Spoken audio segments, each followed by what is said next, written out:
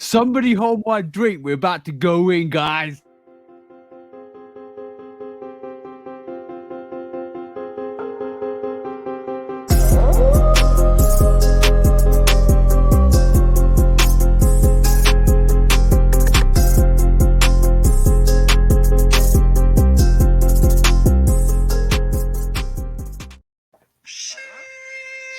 Hey, what is up? Episode 45. We're back at the same time every Tuesday, 6 p.m. GMT, 1 p.m. EST.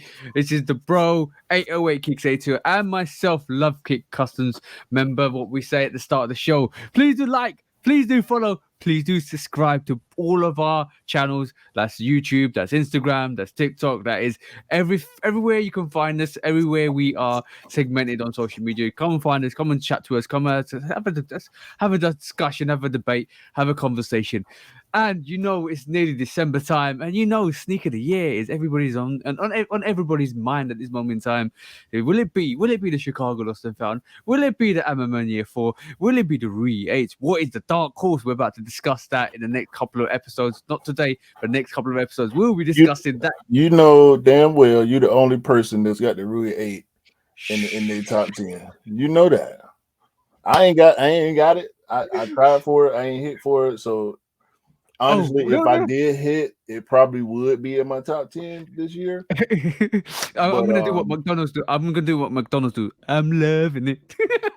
But yeah, bro, you know, I only do shoes that are in my possession. If I was doing just releases in general that I didn't have, my list would be a whole lot different than it's gonna be.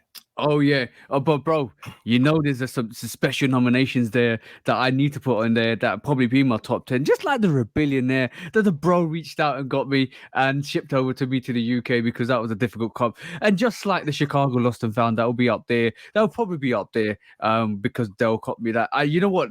Assists are more important to me because they have a whole lot of meaning to me because basically it's when the bros reached out and actually helped me out. And I was able to cop such an amazing sneaker, bro. Like both of those pairs are amazingly special to me. Rebellionaire is definitely in my top 10. I know a lot of people probably won't have it. A lot of people probably forgot about the Rebellionaire because of course they did. It quote unquote bricked if we talking resale terms. By the way, shout out to my partner Mike, who actually I grew up with. That I did not realize who he was. He got in touch with me on Thanksgiving Day, actually, and made me remember a guy that I wasn't really too close to growing up, but we had a real good long sneaker life conversation. So shout out to Mike, man, Mike Russell, big RC guy too. He got the RC game is crazy, bro. Just like the sneaker game, bro. The RC game is another niche culture that I didn't know too much about, but I understand the seriousness. If I wasn't picking up sneakers, I'll be picking up RCs. Let's just say that. I always had a passion for that. Yeah. But it never grew into something that it's like sneakers did. But bro, like we will have like shout out to the bros, but we will have categories in the Shoe Dog podcast Sneaker of the Year because we're gonna make a whole event of it. We're gonna showcase the best OG of the year because this has been OG season. Let's get this right, bro. There's been some hella OGs this year, bro. OGs everywhere, from Air Trainers to basically Jordans to basically everything you can think of, bro. There's been OGs everywhere. But the Lost and Found is not an OG. Yeah, it's a play on an OG. It's a play on an OG. It's very different to an OG, but you some people would have it in the OG range because it's still Chicago. Some people won't because it's a lost Chicago that was supposed to be coming out in 1985. All the story behind it. I'm gonna say it's an OG. I'm gonna say it's a nice reimagination version of the OG. OG colorway, but it's not an OG design. OG sneaker, exactly that. Yeah. But we will have that. We'll have that discussion. We'll have the best Air Trainer category. We'll have the best Jordan 1 category because Jordan 1s, like you talk about how many Jordan 1s released this year, bro. And off the bat, we talked about Rebellionaire, Marina 1s. We're talking about taxis. People forget about the taxis, bro. Yeah, and the taxi is Yo, as hype as people were for the taxi, it's been restocking and restocking and restocking, Yeah. and it's been sitting a little bit over here. Not sitting like you can just walk in the store and get them, but when they restock, they available for an hour or so, which is very, very surprising. I personally passed on the taxi for the UNC low. Oh yeah, we're gonna talk about that. We're gonna have the best low as well. There's been loads of lows, bro. Let's just get the shoe dogs out for this one, bro. Yeah, bro. I got these green. two. These two are definitely. Oh, the gorge green, the gorge green, bro. Jordan dropped on the NBA store. Bro. It dropped early on the NBA store. I know it dropped for y'all early as well on Offspring. No, it dropped on Offspring at about 12 a.m. in the morning, bro. It's Friday night, 12 a.m. and as a Saturday morning, it dropped, and instantly I told a couple of bros, I told Jenny was looking forward to it. She copped, she said thank you, bro. I was like, yo, you're welcome as long as you got your pair. I copped, and I literally went to pick up Marina Force for Scott, because Scott picked one of these Marina Force and Offspring. And bro, like I literally saw the gorge greens at Foot Locker, and I was like, wow. Yeah, the gorge green. That sneaker is serious, bro. Yeah, that shout out serious. to that sneaker, bro. I was looking at it. I'm like, man, I like it, but I ain't gonna wear that shoe. Bro, no, I'm definitely wearing that shoe. You can actually go on my feet very soon as well, because I don't have a lot of green sneakers in my rotation. Me either. I was thinking about that too yesterday. Exactly. Because I was gonna buy a green hat, and I'm like, how many green sneakers do I have? I think I only got one green sneaker. The only Pine Green 2.0. The only green sneaker I have is a handcrafted, which has got that forest green on it. That's it. And I was like, well, yeah, I got that too. Yeah, I was literally like, I need the Oregons. I need the Oregon 5s. Bro, that's the biggest mistake in my life. I was a Nike, and they had a full size run. Never picked it up. I thought green wasn't my color. I regret that. If I could go back in time, I'd slap myself, because that green is dope. I literally saw the gorge greens in store. That green is forest green, bro. It's not light green. It's so dope. I don't like the COJP look of it, bro. I wish they would have went with the black instead of the silver swoosh, bro. I would like it a lot more if it had the black swoosh. I kind of agree with you, but I don't agree with you as well, because part of me wants that black swoosh. Part of me is loving that silver swoosh, because it goes with the Bordeaux, it goes with the midnight navies, it goes with the silver COJPs, it goes with the biohacks, and now it also goes with the gorge greens. That picture is coming, bro. I'm going to pull those out and just do a banging picture, bro. I'm not even joking. If they would have did Chicago color blocking on it, I probably would have been in on it, because it would have been Pine Green 3.0. I would have been in on a Pine Green 3.0 colorway, but I'm gonna let that go to the people that want it. I ain't even. But watch out for the black toe Pine Greens coming next year, bro. Apparently that's the thing. Woohoo! Woohoo! Yo, bro. I have this invigorated spirit and love for sneakers at the full time, not because of probably one majority of the sneakers I wanted, but the fact that I'm sitting here right this moment in time.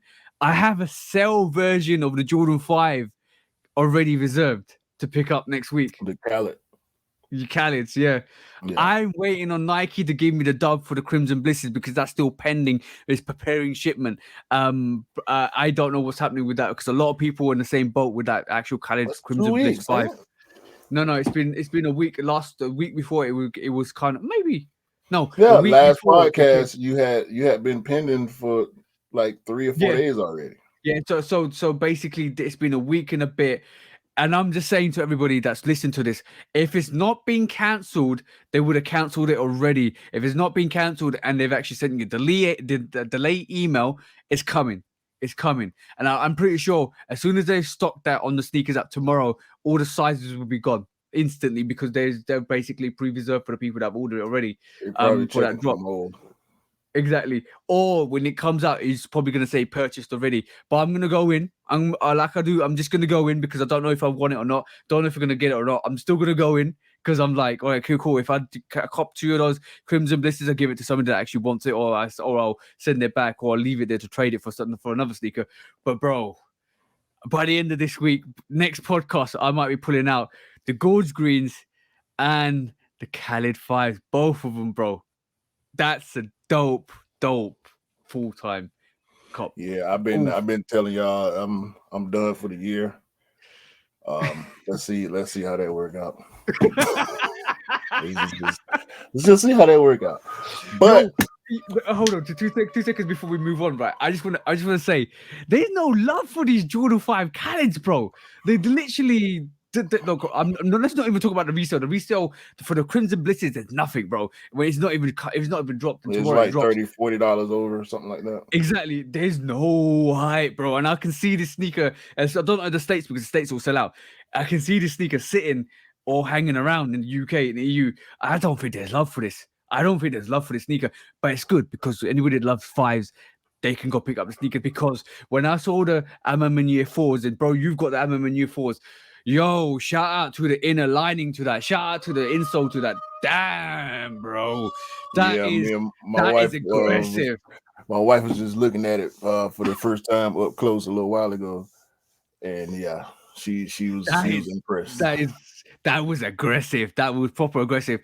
My 2 goals for next year, and my 3 goals for next year, right, is copying the Amman Year 3, Amman Year 4, and then the DB5s. That's my three goals for next year. Those 3 sneakers on my hit list next year to cop. But bro, like all I'm saying is, I'm waiting for this. I'm waiting for this Khaled Fives because that insole looks crazy. And if he's done anything like the Amman Year 4 with that actual, like not the lining, the insole itself, we got a situation because that's super comfortable, bro. And 5s are comfortable. Yeah, that Amman Year 4 on feet is definitely different. It's a different feel. I was talking with Scott about it prior to him copping his pair, and yeah, when I did the on feet, I ain't wore them out yet, but when I did the on feet for my review, it was different, bro. Like when I put my foot in it, I don't own a sneaker that feel like that. Pillows on your feet, bro. Pillows on your feet. And bro, it's like putting your foot inside a Cadillac. You know round of applause for Nike. Stitch, as Pimp C would say, RP Pimp C all the time. Yeah. But round of applause for Nike for that release. That was dope, bro. That was super dope. Yeah.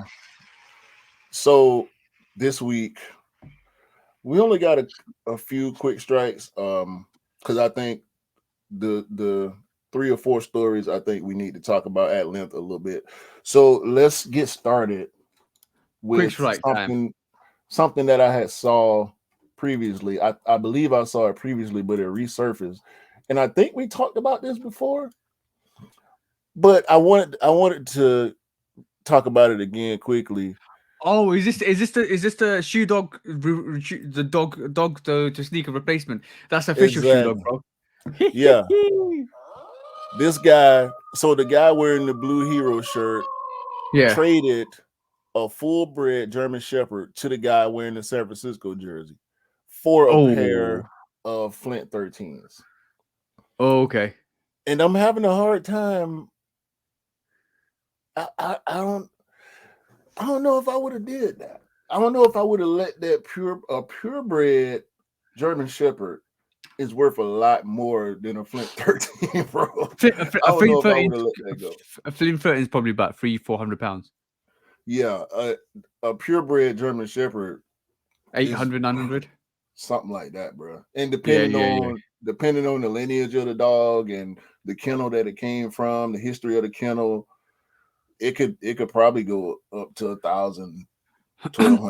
Maybe he's a dog breeder. Maybe he's actually a dog breeder, and he thought, you know what, I breed dogs for a living, and the value of even though the value of the dog is quite high, the value of having a Flint in comparison, it might be a good trade for him personally because he's breeding dogs. Yeah, I agree with that. But on the flip side, owning a dog, unless you're a real dog person, owning a dog, it ain't a quick decision. You know what I'm saying? Yeah. So that a lot of thought have to go, because it's like having a child. You got to take care of it. You got to spend time with it. You got to raise it. You got to train it. Of course. And it's money out your pocket on a bi-weekly basis, buying food, having the proper shelter for it, whether you're gonna send it to get trained or whatever the case is. Having a dog is truly having another member to your family.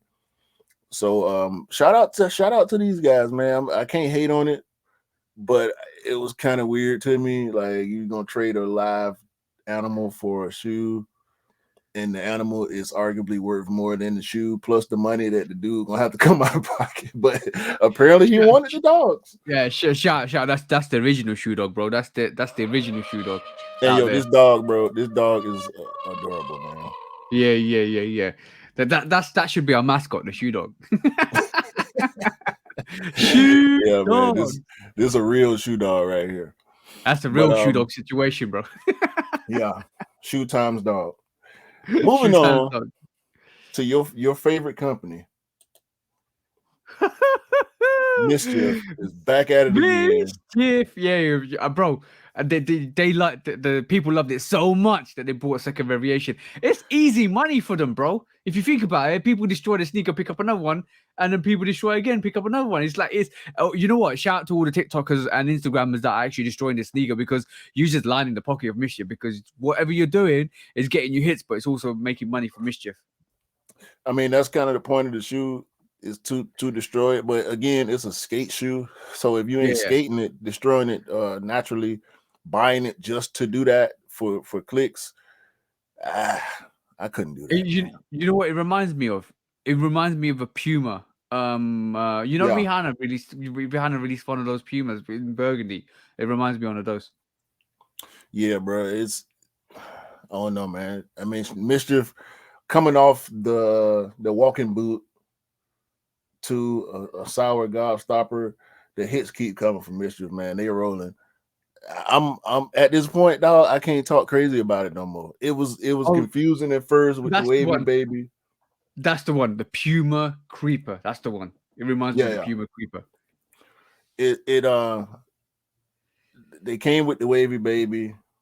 They got all type of controversial views, which apparently worked in their favor because they ain't stopping. I'm interested in seeing what they're gonna do next. The exhibit that they did that we talked about a few episodes ago was crazy. People wanting to buy the pieces from the exhibit. Yeah. And here we go with another gobstopper. You think how many gobstoppers can they do? I mean, yeah, they could switch the color, make it a brighter color instead of all black. Yeah. They could do a different color version of the white one, the original gobstopper. I keep saying gobstopper because I'm thinking about the Willy Wonka candy. Yeah. Gobstomper. Stomper. I want to know how heavy that sneaker is, because there's loads of layers to that, bro. Yeah, it looked pretty heavy. I was just talking about how heavy the Alma Air 4 is. I would wager this is at least 5 pounds. Yeah. He's got loads of layers. Even that midsole has got loads of layers to that, bro. It's gonna be thick. Yeah. It's gonna be I'm willing to bet this is at least 5 pounds, because it's already a chunky shoe, like skate shoes tend to be most of the time. But shout out to Little Kim. How many licks can you get to the center? That's the one you need to know. Hold on, bro. You just referenced Lil Kim. Talk about a sneaker. Yeah, of course I did, bro. That's so left field, man. That is so left field.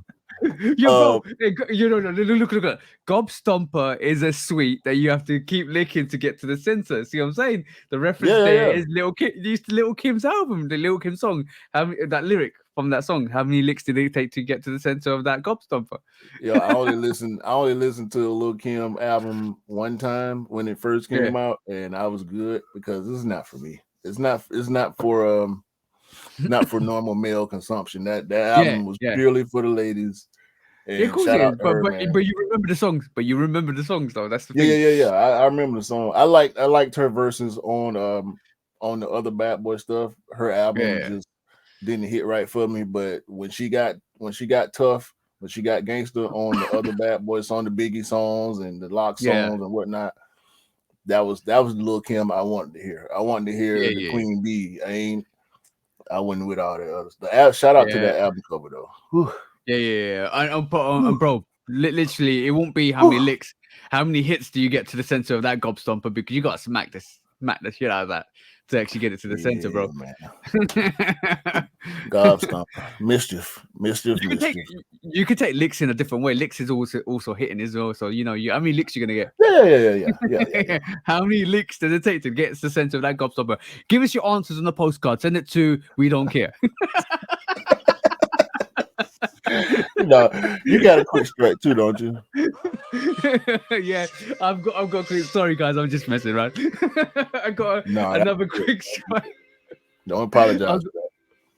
I've got another quick strike. I'll actually a couple quick strikes quickly. So I want to talk about. This is probably one of the main subjects, but I want to talk about this situation here. You already raised the gobstomper because that was one of the things we wanted to talk about quick strike wise. But I really wanted to talk about this, bro. DJ Khaled 5. Do you want to stay in his house, bro? Do you want to see his collection? So this I didn't pay too much attention to this initially, but come to find out, this is not actually his closet. It's a replica. Yeah, it's a recreated. Like I said on the Shudo podcast. Like I said on the 60-second news, they've actually recreated his actual a room. So this is what it looks like, and they've put the sneakers in there to show for you guys to stay in there. They wine and dine you and give you an exclusive pair of We the Best Fives, which is probably not going to be the Crimsons or the Cell. It's going to be probably more something exclusive like the blue or purple pair, I reckon personally, because that'd be a good touch. But and then literally kind of give you the whole ultimate sneakerhead experience, bro. Because this is crazy, bro. Are all these real pairs? Is the question. I think so, because it's if you've seen Khaled's sneaker closet, which is not really a closet. It's a walk-in wardrobe. It's a whole lot, and all the previous We the Best, Travis Scott's, Wahlburgers, like what's the guy, Macklemore 6s, and all type of rare stuff that you undefeated 4s and all kind of craziness in that room. Like, you really trusting people? I mean, and it's Airbnb, so yeah, you got their information, but bro, I'm not trusting nobody around all them sneakers, bro. Yeah, but I think you'll be vetted to actually go to that. You need to kind of prove a couple of things, I think, personally, because I don't think they will let anybody kind of walk in to do it. I don't think there will be like a situation where you have to either be celebrities, either be people that are reputable, like sneakerheads, or like you'll have to have a background check if you're going to that. I reckon personally, just generally. Yeah, I don't know. I don't know if I'll be with this. It would be a cool experience though, but I wouldn't be able to get sleep because I'd be up looking at sneakers all night. What's this one? And I think Khaled is a size 11 too. So we're saying you'd be trying some on as well. Look, I bring my Unite 3s and swap them out for the We the Best 3s. Oh, you know what is really funny? What you'll be doing is wearing his sneakers, jumping on his bed. Yeah. Have you seen the Chappelle Show skit with Rick James?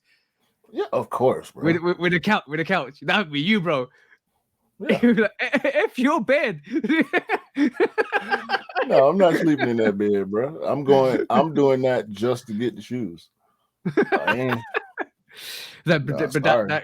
That's going to be expensive. Like, I reckon the whole experience is going to be expensive. But yeah, shout out to Khaled for that, because it's kind of, it almost is like a tribute to like saying, "Oh, I know you love the collection. I know you love the rotation. Come and have a look." It's almost, I don't know, I can't remember the guy who does it in, like, was it the Philippines or something like that, where he's got like a whole museum. It's almost like these big collectors are turning their houses into museums to look at these sneakers. And it's amazing because some of us will never see pairs like this in our life, and for them to open up their place to have a look at these pairs, to have a feel, see what the texture is, see what the quality is. It's amazing because a lot of I think it's a really good give back to the community. Yeah, and it would probably demystify a lot of the pairs. Yeah. Because guys that got those pairs, they know the worth of them. Yeah. But I imagine a lot of these super rare, super expensive sneakers, the quality on them ain't that much better than the quality we get on a lot of GRs and Yeah. collabs. Yeah. Yeah. Yeah. Yeah. Yeah. So I mean, It's like just exclusivity. the Travis sixes, you can compare that quality to some other sneakers, and I imagine that Macklemore 6 is probably not much more premium than the Travis Olive. You know what I'm saying? Yeah. Yeah. Or Yeah. the Georgetown 6. But on that, because we're talking about this subject and it's just popped into my mind, I'm gonna ask you a question, bro. This is Mythbusters, but this is not Mythbusters. It's a question for you, bro.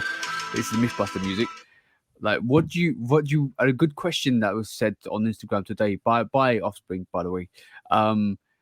What do you regard more, the exclusivity or more pairs being available? Neither really. I don't think those two things go together. Yeah, yeah. I just Would you like would you would I you just like like to what I have? like. That's fine, but would you prefer if sneakers actually were more exclusive, or do you prefer they were a bigger release? A bigger release because there's a better chance of me being able to get it. Yeah, but also other people seeing it and touching it and feeling it and actually kind of getting a real aspect to it. Because I think in general, not shouting out anybody, not kind of not kind of looking down on anybody or anything like that. It's never about that. But I feel like having a pair, a lot of people are drawn to exclusive sneakers. And then when they're drawn to exclusive sneakers, what you find is they go for those pairs because they're exclusive. And no cap, bro. Nobody was looking at the Soulfly 13s like I was. And then because me and 13s, the relationship me and 13s have, right? Because I will pick up every 13. The Soulfly 13s is dope. But I was quite interested to see a lot of people feeling those Soulfly 13s when they kind of came out recently, because a lot of people looking at the resale price and it was like 1,300, and I'm like, okay, cool, I see the price, I like these now, and they've never bought a 13 in their life, and I'm like, See, because Soulfly collabs tend to be a lot more limited than other yeah, collabs. I would yeah, yeah. say I think Soulfly collabs are more limited than Travis collabs. Yeah, yeah. I do feel this 13 is going to be more available. I Because don't like it. I like it. I like it. I just for the fact that it's got that. I like it. I like the tongue on it. I need to see the tongue itself. The inner line looks a bit different as well. It's totally different. It's a different vibe to the 13. I like the baby blue on it as well, and like the more of the offish whitish pear. It kind of reminds me of the UNC blue that we might get soon. So I do like it. I will try for it because obviously I'm a 13 guy. I will wear it because I think it's a dope pair. But yeah, it's very interesting to see a lot of people that weren't feeling, a lot of people that haven't picked up a Jordan 4 either have picked up the MM 4. So it's really interesting to see how that actually moves. And I would say the easiest way to kind of gather whether you like a silhouette or not is basically make it a mass release. If they made like all these collaborations a mass release, like the Khaled 5s, a lot of people are not feeling the Khaled 5s, and a lot of people don't pick up Jordan 5s, but because the Khaled 5s are more readily available, not a lot of people are going for these Khaled 5s because it's been left to the truest. I like to see more of that because it gives a true representation of what kind of sneakerhead you are. Because like, do you like the sneaker because it's a sneaker? Or do you like the sneaker because it's exclusive and it's quite expensive? And I want to kind of work out what your kind of mid ground is, and it's interesting to see how people actually maneuver as well. Yeah, I'm kind of in the middle on that. Like I don't care for exclusivity when it comes to whether or not I'm gonna buy something. I have to actually like the shoe. I'm not going Yeah, for the Soulfly 13 for myself. I will probably be trying for you since I know you want it, and I know you put your shoes on toe. yeah, yeah, But on that note, I've been seeing a lot of resellers posting I'm on my Air Force and Lost and Founds, and it pisses me off every time I see it. I'm seeing resale shops with 8 pairs of I'm on my Air Force, and I hate it, bro. Like that's these people. Like when you get a shoe like that, and the only reason you're going for it is to flip it. Yeah. Especially with the way that Amon tell stories and send messages with the releases. The fact that people can, I mean, and it's not going to stop. I understand at this point is a part of the game, but I'm never going to like it. I didn't go for Union 4s because I didn't like any of the Union 4. Well, I went for the Guava. That's the only one that I went for because that's the only one that I really like. The rest of them, like, I just can't do it, bro. Name a 13 and I'll pull it out. That's what I'm saying. Name a 13 and I will pull it out. I will pull out the Hugo Games. I'll pull out the Red Flints. I'll pull out the Del Sols. I will pull out the French Blues. I will pull out the alternate 13s. I will pull out any 13. If I've got it, I will pull it out. I have got them in my rotation because that's how much I love 13s. What's the black blue variation that came out with the 13? I can't remember now. The Royal. The Royal, yeah, bro. The purple 13s. I'll pull it out. I will pull it out. I've got it. I'll pull it out. The moment I got rid of my red Flints, I got the OG Flint. He got game. The Royal, the Black Gem Red, which is not the reverse He Got game. I hate when people call it that. But people don't care about that sneaker anyway. Yeah, I think I only got four or five. Oh, the Del Sol. So I got 5. Del Sol. Del Sol's a fire. The only one I didn't pick up recently was the Starfish 13s because I didn't like the Starfish 13 color. I got rid of the Starfish, the Lucky Green, and the Red Flint. Yeah. So from the, I don't think I picked up Lucky Green either because like I said, I'm only feeling greens recently. I'm only starting to fly kind of into that getting against that green vibe. This is why I didn't pick up the Oregon 5s or the Lucky Green 13s. But I'm literally I turned around quickly and I saw like 6 13s just sitting there. Like, I'm like, cool. I've literally got 13s there. Bro, like 13s, don't underestimate that sneaker. 13's the most comfortable sneaker out of the Jordan range, in my personal opinion. So dope. The only thing I don't like about it is the overlays, which crease from one overlay to the other. But that's easy. Just buy more 13s and don't wear them as much because you always just wear them or wear a guard to them. Like, bro, it started with the Bread 13 for me. When I first picked it up, I fell in love. I've got the flip side Royal 13, which is the blue 13 rather than Bread 13. I have 13s, bro. I really love 13s. It's just such a fascinating sneaker. You know what it is? As soon as I picked up the 13, the Panther paw, the Panther look to that, the whole aggressive vibe to that sneaker. I'm African, bro. I'm African, born in Africa. Like, see what I'm saying? That's why I regard myself as African. Anything to do with nature, the zebras, the Panther 13s, I'm down. You got me locked in. Give me the key. I lock that lion, uncage that lion, bro. That's what I'm saying. Yeah, just like the black cat, the Jordan Black Cat, I actually like, but by the time I came around to it, they were gone. And they're not expensive on the aftermarket, but I still didn't go for them. Bring me the UNC 13s, which are coming out. Oh, I think it's coming out soon or next year. Bring me the playoff 13s. In December they come. Yeah, both pairs supposed to be coming in December, as far as I've been seeing. But we'll see. What a Soulfly? No, the UNC. We're supposed to get the white and the black UNC 13s in December. Oh yeah, definitely. That's a cop for me. But the playoff 13s, that's definitely another cop for me, bro. Yeah, they're dope. They're 100% dope. There's no way I'm never gonna pick up a good 13. That's all I'm saying, bro. And it's interesting. We got a lot of other 13s. I have been seeing like mock-ups, but we'll see. I don't know how many of them are actually real or concepts of, bad mock-ups like we used to see in bad mock-ups all the time. Yeah. All right, quick. I've got three more quick strikes. Number this one was interesting. This is basically the best and worst delivery companies. I basically was Benzino. Shout out to Benzino. I'm going to show you something on, if you want Shoe Dogs Reacts, come through on Wednesdays, because basically we showcase some of the funny stuff. I'm going to showcase something really interesting on the Shoe Dogs Reacts on Wednesday, and it will make your jaw drop, bro. I'm not even joking. You'll be like, what the hell just happened? Trust me, catch us on the Shoe Dog Reacts on Wednesday, 11 p.m. GMT, and was it 6 p.m. EST? Catch us on that. But The worst delivery companies I am so fearful for everybody in the UK because basically some of these companies are ridiculous, bro. I posted it on my TikTok the other day. I think every got the worst delivery service in second year running in the UK. Yodel was like Yodel. Every delivery doesn't matter with them. Every delivery is a fake delivery because some of the delivery guys are absolutely mental. Some of the stories we've been hearing, and this is why I told you guys to tune on to the Shoe Dog Reacts on Wednesday because you will be surprised. That's probably one of the first things they're going to show, and you guys will drop your jaw. But also, Yodel was like 2 out of 5. Every was 1.7 out of 1.75 out of 5. Even DPD, which is renowned, which is a great service, is 1.2. Is 2.25. It was not even half the mark of a 5.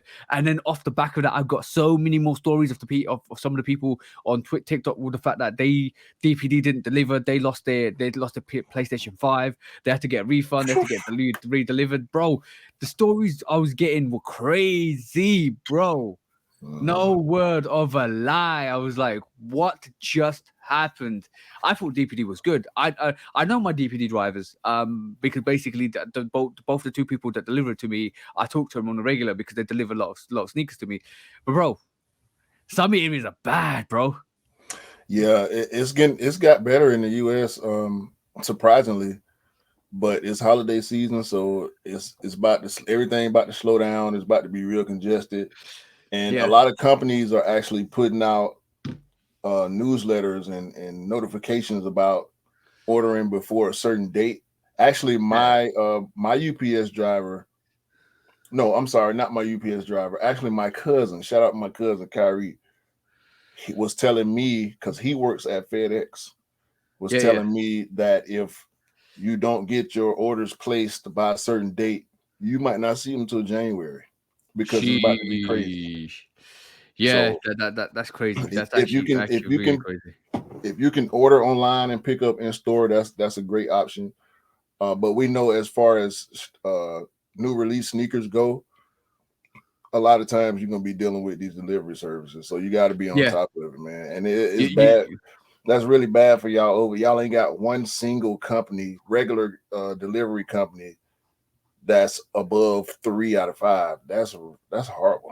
The only thing is, I think Royal Mail was pretty decent. Royal Mail was pretty decent in terms of getting your packages, but anybody else, you're risking it. Even DPD, which I thought was a really good company, it doesn't look like they are at the moment. So, just keep on track. Make sure you know what's happening with your deliveries. Make sure you know your local delivery driver. If I've got to know them, and I know some of them are decent. And I don't think there's a problem in my area. Hopefully, touch wood at the moment. But like, let's just see what happens going forwards. But yeah, it's risky out here, bro. It's definitely risky out here.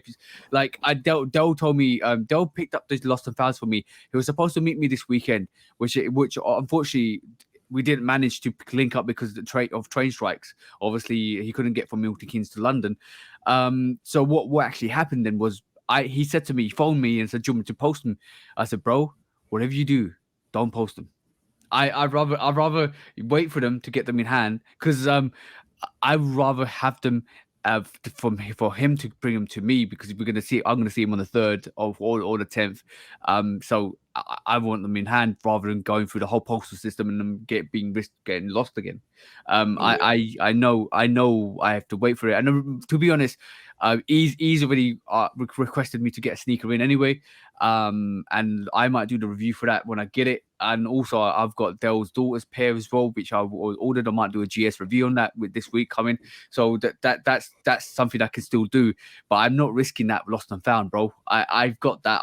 I struggled to get that. I'm not risking it through the postal service. So I will just wait for it. And on the back of that, I'm just gonna say there's a lot of people. I was out on town yesterday on actually Saturday. There's a lot of people wearing those lost and founds. I see about 6 people. I've rolled into the petrol station, and there was a person wearing lost and founds, and I was like, okay, cool. I'm gonna put mine on ice for a year, instantly. Yeah, I can't say a year, but I might wait till my birthday or something. Yeah, exactly. But that's almost a year. Like I know I'm just gonna say, look, you wait there.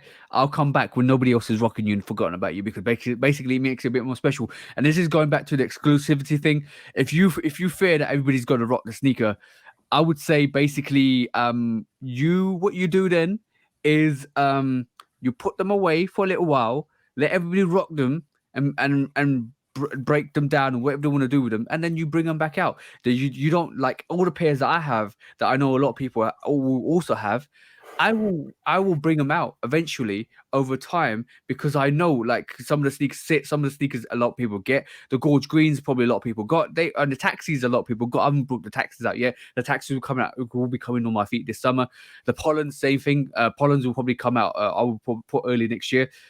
That you can wait for that stuff to come out because basically like when it's readily available, let people rock it. Let people kind of move on to different sneakers. Then you bring it back out and remind people how crazy they are. Yeah, I'm starting to care less about that. Like once I get I feel like I got the right fit together and I got the right time, the right place, I'm gonna go ahead and bust them out, man. Exactly. Certain stuff I'm just not gonna wait on. I'm just planning. Once the plan come all the way together like I want it, it's time. Yep. But also moving on quickly for another two quick strikes. Let's just give a shout out to your manager, bro, the US manager. What was his name? Greg Ripholter. I have so much trouble with his last name, but yeah, he been killing. Sheesh, Amamanier, UNC PEs. No. I was about to say UNC PEs. Yeah, PEs, UNC PEs, bro. We might get a rendition of that hopefully one day. We've got the off-white low varsity red. We've got off-white. The off-white, there's a different picture of him with the off-whites on where the field or the pitch is actually muddy. And he out there. Once you put him on, it ain't like he gonna run back to the locker room and change his shoes because it's muddy on the field. You know what I mean?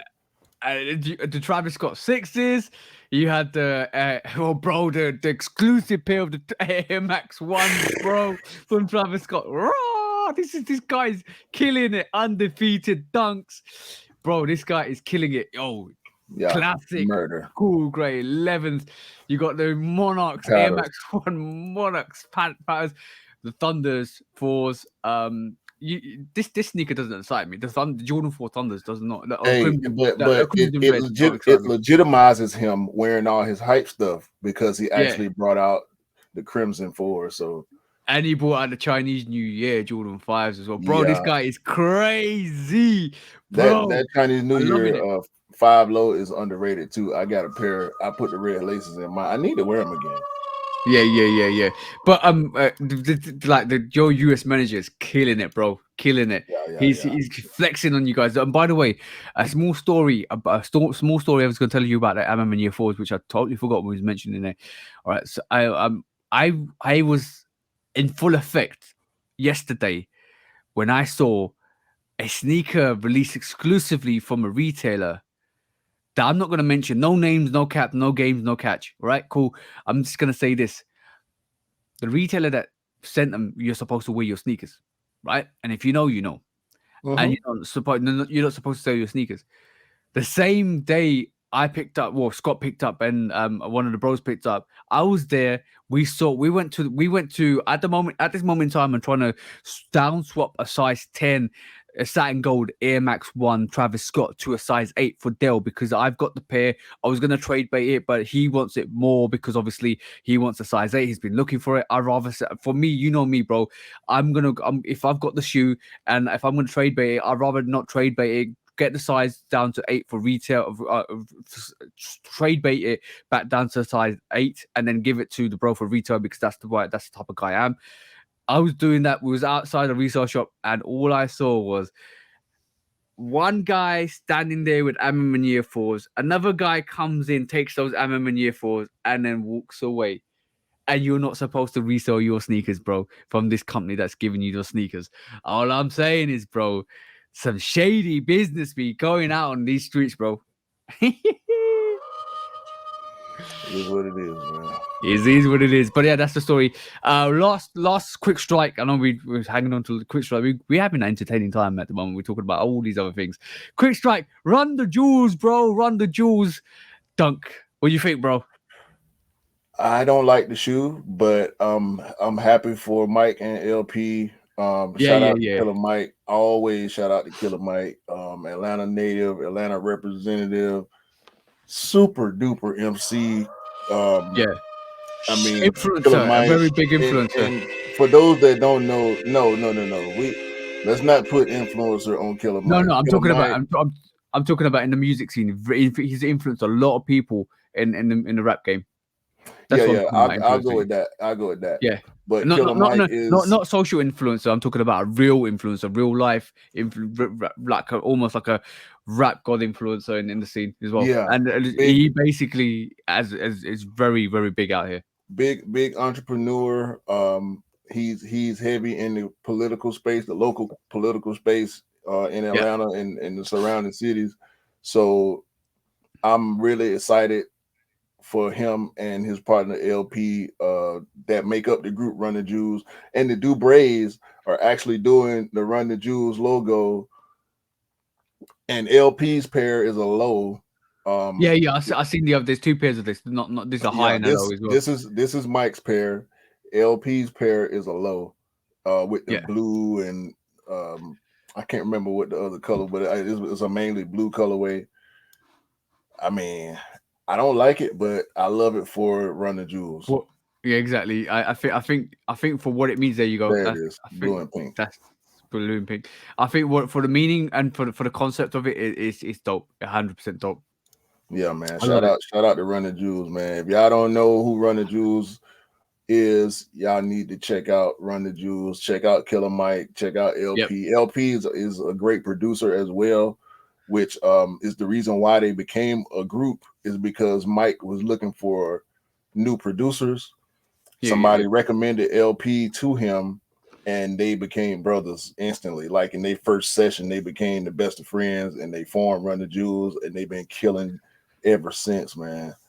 So I'm super excited for them to get this collab, and hopefully we'll see more collabs for Run the Jewels with Nike in the future, because I'm waiting on a colorway that I'm gonna actually wear. Yeah. I would love to have a Run the Jewel, because Killer Mike is a big sneakerhead. He don't really appear in the sneaker space because other things are more important to him. Political things. I've seen some of his documentaries on the political scene. They're dope. They're actually dope. Yeah, but Killer Mike is a big sneakerhead, and he'll often.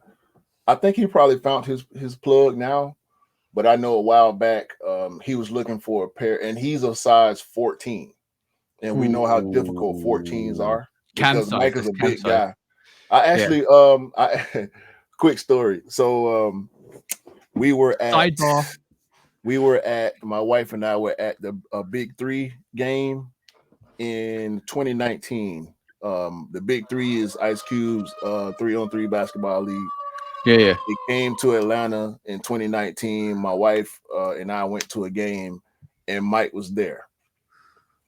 And we were pretty close to the front, like not on the floor, but we were like the first row up from the floor seats. And Mike was down on the floor, and he was walking and having conversations with people. And something happened during the game, and I made a comment loudly. And Mike was like right in front of the rail, and I said something, and he turned around and started laughing at what I said, bro. I'm like, yeah, I made Killer Mike laugh. I can go home now. Sure. Killer Mike is from the West Side. I'm from the West Side. That's part of the reason why I love him so much, because he represents my home city, my home side of town. So yeah, I'm super excited for them, and these gonna sell out real fast. They SBs, we already know how SBs do. SBs are going to sell out real fast. I want to see more from Run the Jewels in the future, man. Nike, please lock up a contract with Run the Jewels, so Killer Mike and LP can give us more heat, man. And if we get 2 versions of everything they do, it's gonna be dope. Oh yeah, 100%, bro. That was our quick strike round.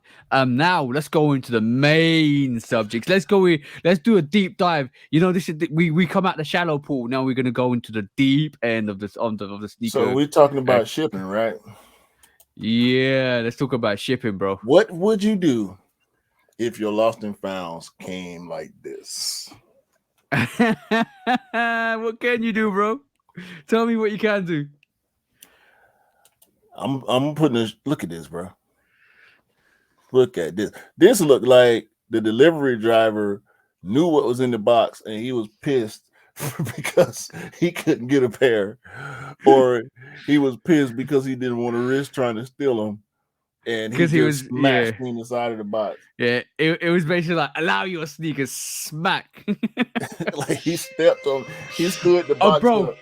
Bro, he stood the box up like this. Yellow card to that delivery driver. That's all I'm saying. You just spoiled somebody's day. You just spoiled somebody's day, bro.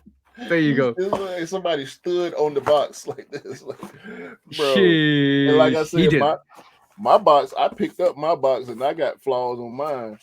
That's beyond flawed right there, bro. But the thing is, once you put your foot in there, after a while wearing it, shoehorning it, not the shoehorn, because your lost and found should come with paper. If they do not come with paper, they're fake. Yeah, anything with a shoehorn nowadays, you'll see it's really funny, because anything with a shoe nowadays, it seems like it's fake now, because everything I've got recently is come with paper. It's come with Air Force came with paper. Yeah, and you know why that is? There's a reason to that. This was the last sneaker that I bought that actually came with a shoe. Yeah, same here. The only thing, this is their move to zero. This is basically they're using a lot more tissue paper because it's more it's their a conservative move to zero. And I was quite sad to see Jenny's Jordan 11 Cherries come with paper rather than that. Remember when the bread came out, they had that like plastic. Yeah, the plastic shoehorn. Red shoehorn. I missed that. I love plastic shoehorns. They keep the shape way better, and they come out with the move to, like you said, move to zero, trying to focus more on recyclable stuff. I ain't going for that. I think it's more of a cost cutting thing. Let me give Nike a quick yellow card on that. I understand the move to zero campaign, but I ain't going for that replacing shoe. Because remember, last year they were talking about not giving us boxes anymore. Yeah, bro. Imagine, but the thing is, you can make cardboard shoehorns from recycled material. So why have they gone from like cardboard shoehorns to like paper? Because you know what, and I'm with you on this one, because basically that's not even a small cap. This cap encapsulates the whole subject, bro. Because like shoehorns are made of cardboard. You can make them from recyclable materials. I mean, so why have you just gone and put paper inside? It's lazy. It's lazy, bro. No, it's a cost cutting method. I'm pretty sure it's probably a little less expensive just to stuff paper in there instead of having those, because the shoehorns, they're different sizes. Yeah, different sizes, different variations. You got sizes for different exactly, shoes, so, and it's more expensive probably to make them as well. But the 11, bro, the 11s, and we talking about the Chicago, but quickly, the 11s are twice a year sneaker. One men's, one women's. One full family size run and one women's exclusive. If you're only doing 2 a year, y'all can keep giving us the plastic insert, because we love the plastic insert. They didn't give it to us on the cool grays though. So maybe the bread and the Concord were just so special, and they probably don't consider the cool gray 11 a OG like a lot of us do. Yeah. So let's see what happens when we get another OG colorway of the 11s. Yeah. When we get these Columbias next year, maybe we'll get the plastic shoehorn, but I digress. I'm not sending this shoe back. I'm not sending this bent up Chicago back, because I'm gonna get another one. Let me tell you my predictions. I'm gonna give you my predictions for next year and the year after. So basically, I knew the Legend Blues were coming out next, just because I theorized it. And then I told Alex, when the Legend Blue lows came out, I told Alex not to buy a resale pair of Legend Blues, because I knew they was going to restock sometime, and I thought they were going to restock next year or the year after. I actually thought they were going to restock. I thought they were going to restock this year or the year after, but they skipped a year like they do normally. Cool grades. They got the breads. We got the breads and the cool grades, and they do a non OG kind of retro, which is the cherries and the velvet midnight navies. But then I knew before it got announced that the Legend Blues were coming out next year. I think that's going to be the case. We're going to get the Legend Blues next year. And I think we're going to get a black Jordan 11. And I think it might be the Space Jams the year after, right? Or the Gammas. The Gamma, yeah. I keep hearing Gamma. Yeah, I think the Space Jams came out when 2016? The 16 or 17? I think it was 2016. Yeah, so I think that's when it came out. It's been long enough to actually attribute to retro, and the way the retros in the past have gone is similar. So I do believe we might see the Space Jams next year or the Gammas. That would be amazing to see. And I think afterwards they might release. I think it might be OG then non-OG. So I think the Space Jams might be releasing after the Legend Blues, and then we might see the Gammas. But bro, that's my prediction. That's what I think is going to happen. And this is we don't even know what the range for the year after is in terms of 11s. We're going to hear more. My prediction is the Space Jams. But you know what's really sad to me, right this moment in time, this move to zero. You're not going to see a Jordan 11 Space Jam come with the Jordan 11 Space Jam attire. And when I mean, if you ever seen a Jordan 11 Space Jam, we're talking about the Space Jam box. We're talking about the Galaxy in the inside. We're talking about the plastic that covers the sneaker that we don't see anymore. We're talking about the Space Jam itself. We're talking about the insole, the Concord insole plastic. Bro, I think they abandoned the box thing because we ain't heard nothing else about it for a while. Yeah, I think because when we first start seeing them, you're not gonna see this like this, bro. Don't say that. Don't sad. Don't even put that thought into existence. Don't give them the fuel to do that, bro. I mean, it ain't like Nike. It ain't like the Nike execs paying attention to us like that. But you know how special that box is. That box when the first time I got Space Jams and I looked at them, it blew me away, bro. I'm talking about the box, the 23, the Bugs Bunny 23 on the whole vibe of it, that 23 on the front of the box, the pull-out sleeve, the plastic cover inside, the shoe itself, the way it's kind of presented. Turn the box around, you see the Galaxy on the top lid, you see the Galaxy underneath it. Bro, I was just in ammo of that box. I was so in love with that box. And the presentation was on point. I just wish if they release Space Jams again, they bring it that way. I don't want the Bread 11 box. The Bread 11 box was boring, bro. It was a brown box. This is the OG box.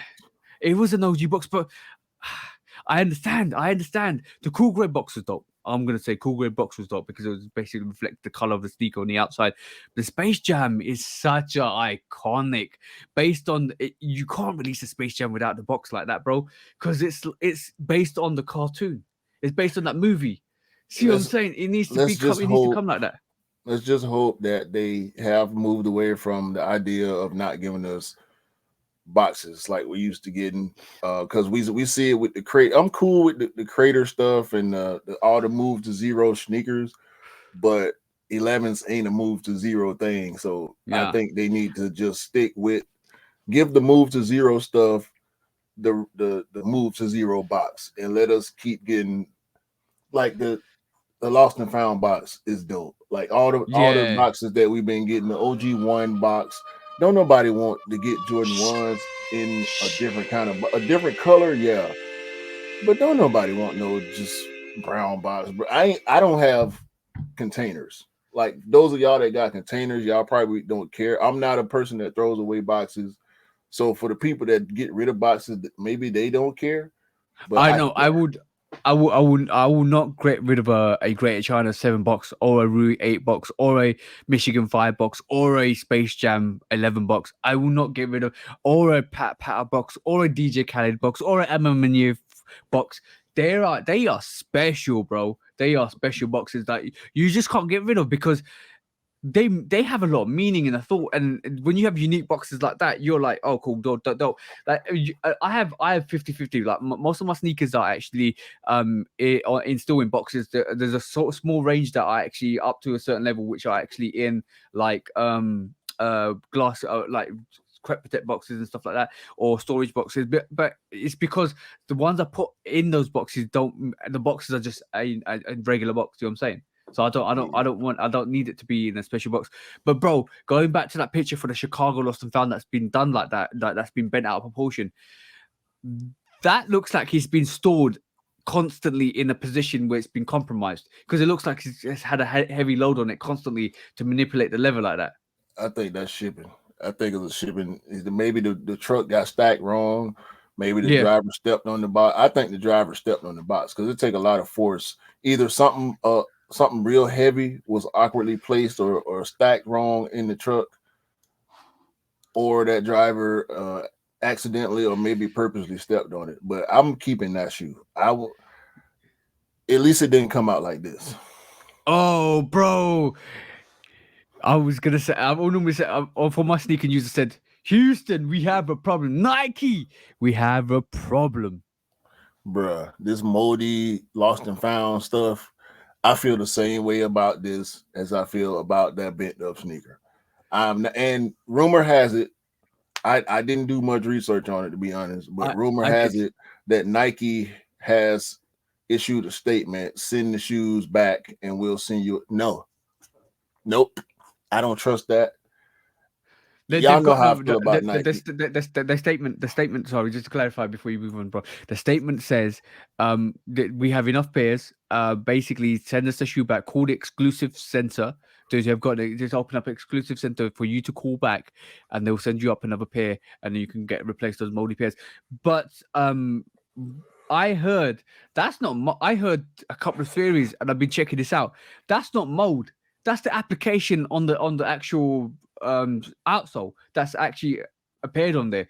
I've seen different variations. I've seen green variations. That potentially could be mold. I've seen people wipe that away and it's never come back. Yes. Why is it only on the black though? It's not on the swoosh. It's not on the red leather. I don't know, bro. It's not on the white leather. That's mold, bro. I know what mold look like. You leave a biscuit out for too long. And a biscuit, not a cookie for the UK people. I'm talking about bread, a bun, a roll, or you know. And this is what mold looks like. A crumpet. I don't know what a crumpet is. you need to know what a crumpet is, bro. This is the main picture that we've been seeing most. This is the first picture that we saw. By the way, I think that's photoshopped.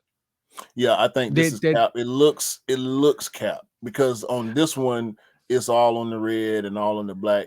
But other pictures that we've been seeing, like this picture, this looks legit. Mold on the inside as well.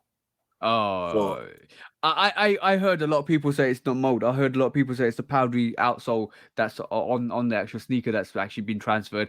I've seen a lot. I don't know. I want to see one in hand. If I do see one in hand, to see if it's mold or not. Bro, that's horrible, bro. That looks like mold. That looks like mold. That's mold. What damn conditions do they keep these sneakers in, bro? But it's just on the black. I don't understand. Do you think it's because of the paint application? I don't, bro. I do believe it's mold. Thankfully, my pair, a lot of people's pairs didn't come out like this. Yeah, but do you think it's I have two questions. Do you think it's just because of the way the paint application of the black is that's causing that mold? And it's unprotected. It's a bit more raw because it's of the way it is. Because like let me just pull out Dell's daughter's pair, right? Basically the if you zoom into this, bro, the leather on this it's all crackled, right? But it feels like there may be some exposure to the under sneaker. See what I'm saying? The under leather to this. I don't know, man. Mine don't. I ain't got no type of nothing on mine. So maybe I don't know. Maybe that it's kind of interesting to see that. But also then the question is, if it's not moldy now, will it get moldy? Will it get moldy? Well, if it does, I still don't care. We And know secondly, when ones sit, it's something about the coat that they put on ones. You'll get a light film on top of oh, the that's because of the paper that you leave in the box as well. Because basically, what it does is when the paper degrades, it kind of transfers it onto the one paper. So if I were you, is if you got ones and you're worried about that, they wipe off. By the way, it does wipe off. If you got right ones and off. you worry, yeah, if you got ones and you worry about that, mate, just take the paper out and then you'll be fine. But yeah, it's interesting to see, bro. It's definitely interesting to see that we're having these issues with these pairs.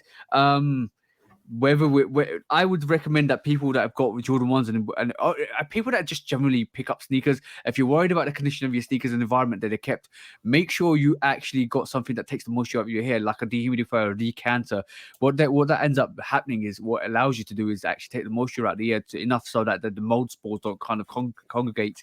And what that actually does is allows you to keep them stored. It's like keeping cigars. You keep cigars stored in a very dampness place so that it can humidifier. Exactly. I've got a humidifier in this room. It's constantly on. It constantly keeps the constantly keeps the percentage of moisture in the air about 45%. That's the ideal range to not allow mold spores to creep up. Anything above 60% moisture will allow for water particles in the air which actually settle. And then what happens is with the water particles that settle, they kind of settle and start to allow bacteria to breathe on them, and that's what the mold is. So make sure if you've got sneakers and you're worried about the condition that they kept, if they're kept in a garage or an outhouse or anything like that, put a dehumidifier in it. It allows you to take the moisture out of it, and make sure your dehumidifier actually got a control panel. It allows you to drop the percentage to about 45%. Anywhere between 40 to 50% is ideal. Anything more than that, it will take up too much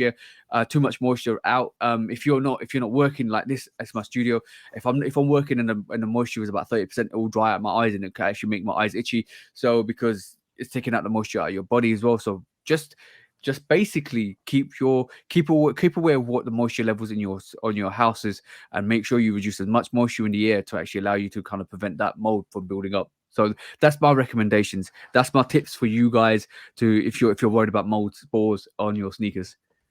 Yeah, it's a bad situation, man. Just a bad situation all around. Whatever the cause is, like TJ is saying, keeping the conditions in the room or a closet or wherever you keep your sneakers is ideal, just to keep bad stuff from happening anyway. But 100%. On to another one of your favorite companies is back in the news. This is hard. Yo, I've heard so much speculation on this, bro. So by the way, I'm gonna say speculation because I don't want us to get sued up by Balenciaga. Man, But fuck Balenciaga. All I'm gonna say, I know. All I'm gonna say, bro, I told you it's a social experiment to push the boundaries. I told you this when they were giving us homeless sneakers. I told you this when they were doing stuff, just doing just erratic stuff like this. The high-end brands are going through a social experiment with us to give us as much, I'm going to say BS, which is absolute bullshit, to see if they can sell it. They gave us those. You can call it social experimentation if you want to. These people are actually trying to make money off of everything that they produce. They're not making stuff for the sake of seeing how people react. I doubt they're making stuff for a reaction. They're not mischief. This mischief does stuff for reaction, but they also plan to profit and grow their brand off of what they're doing. This is what these high fashion brands do, bro. But it's not about what they made. What they made is bad enough. Let me get off of this because this what is this? So Balenciaga files a $25 million lawsuit against the producer of, which is somebody they hired to do the advertising for this product line that they have, which is BDSM. For those of y'all that don't know what BDSM, I'm not going to tell y'all what the acronym is. Y'all can Google it. But BDSM is a sexual fetish, right? Yep. It is. Why would you then have a child hold it? A child. Oh, by the way, whose child is this? I don't know, bro. That's you don't mix little children with adult toys. And I'm gonna say that you don't. That in itself is very. We know it's pedophilic. I don't agree with it. This is not right for the culture. This is not right. Even if you're doing a social experiment, this is not on, bro. Take that bloody book out and throw it at Balenciaga. No, I'm not even talking about the red. I want to give y'all this red card so bad, but nah, bro. Nah, this ain't a red card. This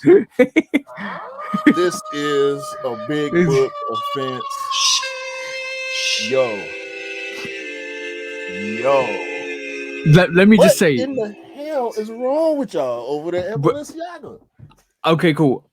How it transpired to me was this. I'm gonna say, from my perspective, assumptions were made, and I need to back this up, hopefully with some evidence, because there's a lot of accusations being thrown at Balenciaga at the moment and the designer at the moment, because they changed. They had the campaign, they changed it, they removed the little children from the campaign and blacked them out. And even when they blacked them out, there was a lot of evidence within the room showing susceptible information, showing cases where they've tagged big cases in pedophiles in the books, in the information, in the background, in like literally you kind of look at some aspects of it and say, oh, if you did the research, if you didn't know, you didn't know, but if you did the research and actually typed into Google, you find out it's a big lawsuit case or a case against a pedophile or something like that.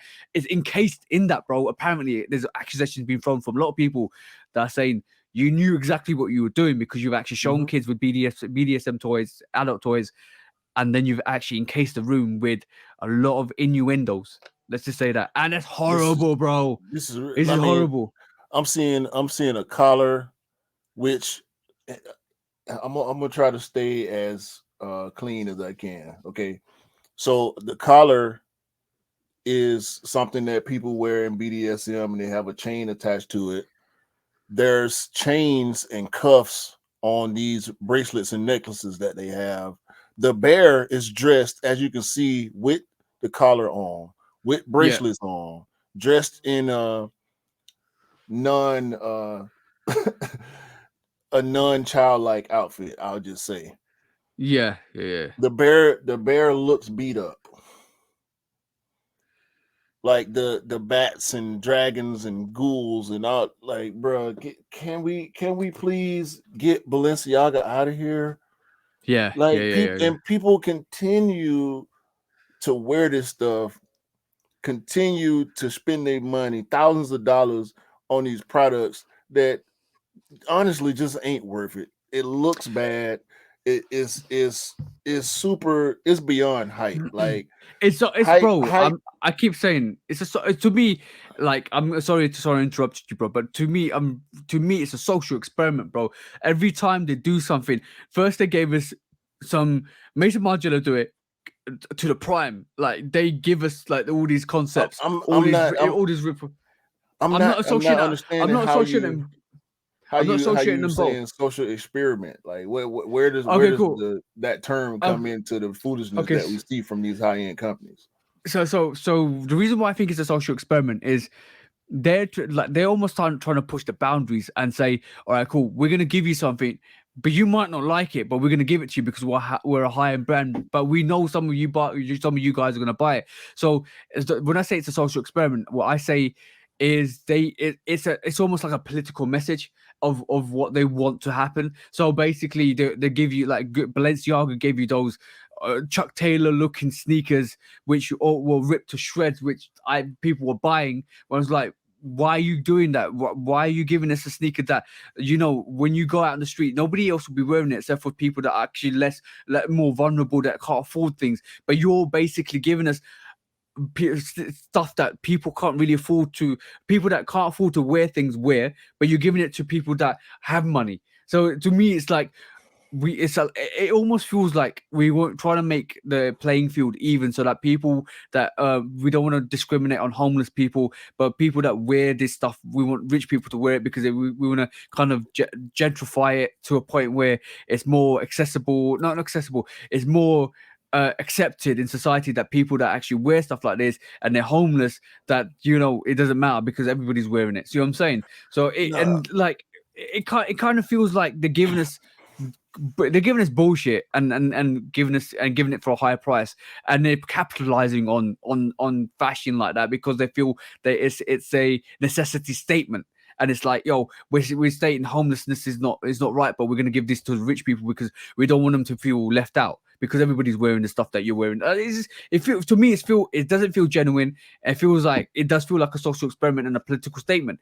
And then when you come up with Balenciaga doing this, bro, yeah, 100%.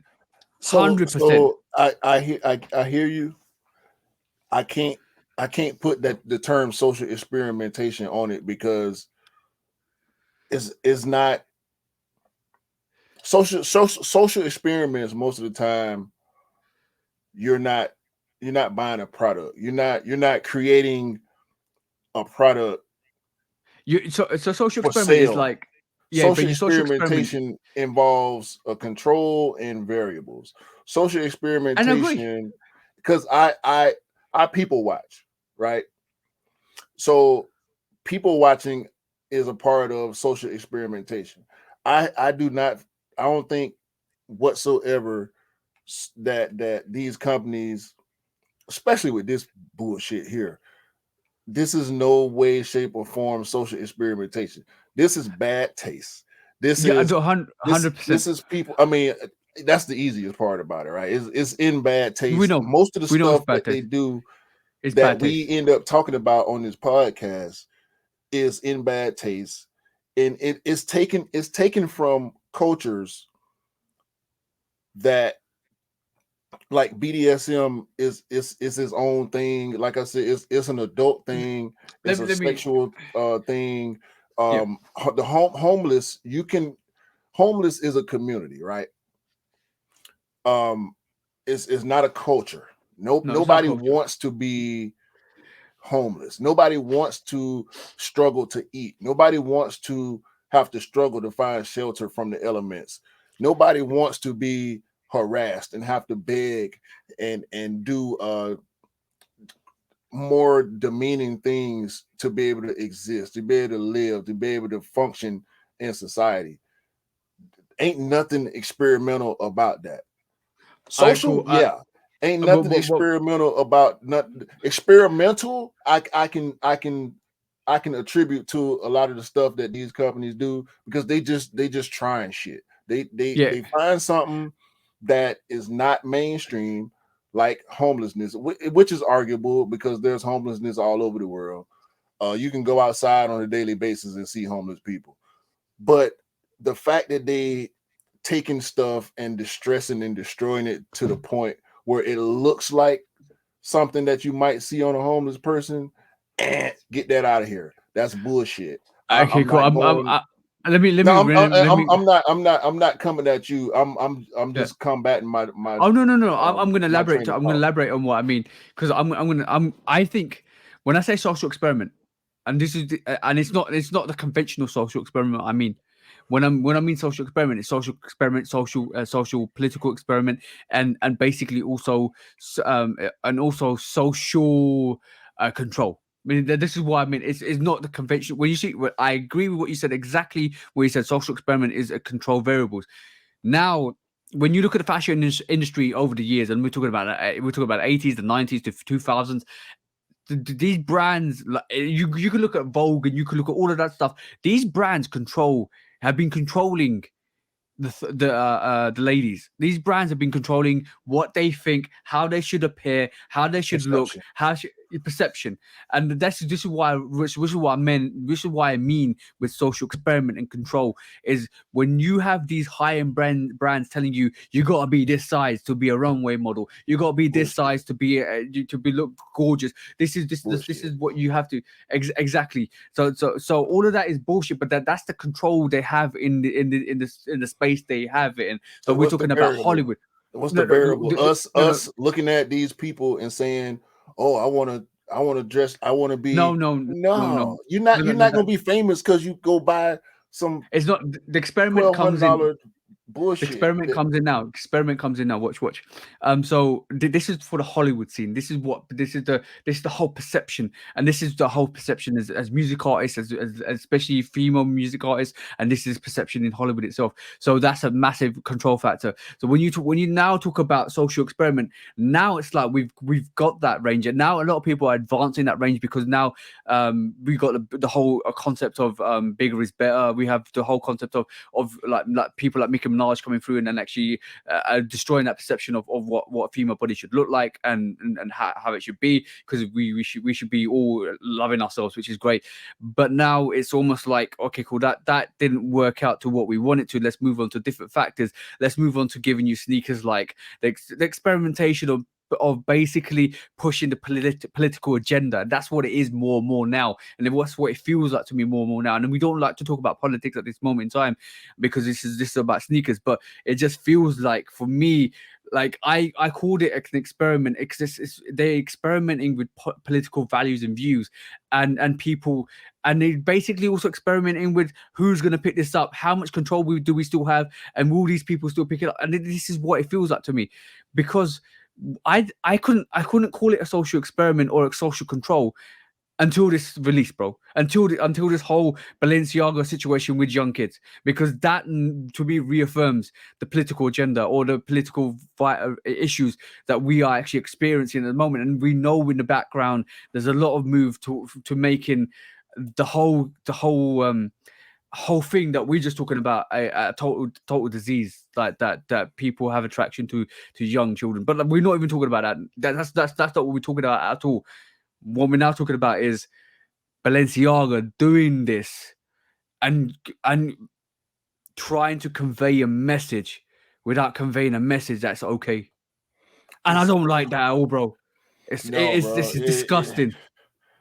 Yo, this is like the low people that, if I was a customer of Balenciaga, this is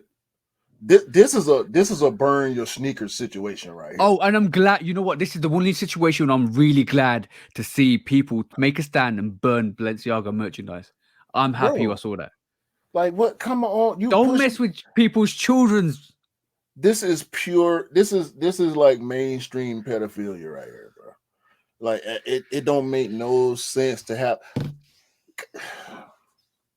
I'm glad they got the backlash. It's finally happening. I was unhappy not to see backlash for those Converse looking ripped up, or they deserve that too. They deserve backlash for that too. I think. Yeah, and they got it from us, but they didn't get it in the mainstream. But how you gonna sue? And I get it. I get them. They should retract that campaign and burn it, bro. No, why is that even a thing still? They hired somebody to do some advertising for them. The person that came up with this dumbass idea to put a kid in an ad where this BDSM imagery is prevalent. Like, I mean, this ain't no rock and roll thing, right? We know the rock and roll culture. You know, they wear leather and spikes and chains and all that type. Yeah. This ain't that. Let's be clear. This is not that. Whatever the hell Balenciaga was going for with this, because we've seen grown women with fuzzy carpet and pink, and we know the golf culture. They do the chains and spikes and all that type of stuff. This ain't that, bro. Clearly, when I look at those ads, I see BDSM and I see a child. that's wrong on so many levels, bro. Yep. And for them, I'm not gonna shout them out because I don't think they deserve shout outs for anything they do. Just me personally. Yeah. The people that shot with them, y'all gotta stop, man. Y'all gotta stop, bro. It's not worth the clout chase, and I'm gonna say chase because it's every time I see somebody wearing them any of the stupid Balenciaga shoes, it's a face palm. Like, why, bro? You look like a fool, and you got you. I can't say enough. I can't say enough about it. It's unacceptable in society. It's unfortunately right this moment in time. There's a massive move to understand and accept a lot of things that aren't supposed to be understood or accepted. And and this is where I'm getting at in terms of why I think it's a social experiment. Is it's almost like it's almost like they're making stuff like this more acceptable by showcasing it more because they want to, and I'm not down for that. And sometimes it's not. Sometimes it's too much. Sometimes it's too much. Stuff like that. You can't accept everything, bro. Like I'm saying, horrendous stuff like this is not supposed to be accepted. It's not supposed to be part of the society. It needs to be eliminated, right? There's many like, bro. There's too much. There's too much cases of over the years of stuff happening to little kids and stuff like that. And bro, it's not on.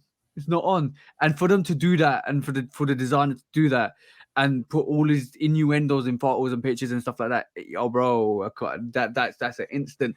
They should burn that campaign and burn that merchandise, bro. Nobody's gonna buy that. It's tainted. It's tainted. I can't knock them for making it because we know they make all type of crazy stuff.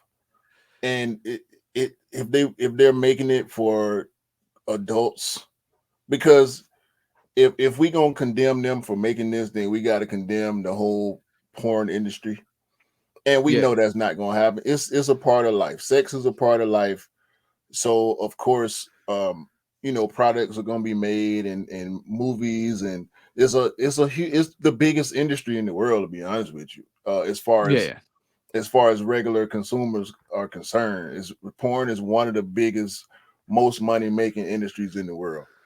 But for this idiot, whatever idiot put that kid in that ad, and the people around this idiot that didn't tell him he was an idiot and denounced this and tried their best to stop this, it's ridiculous, bro.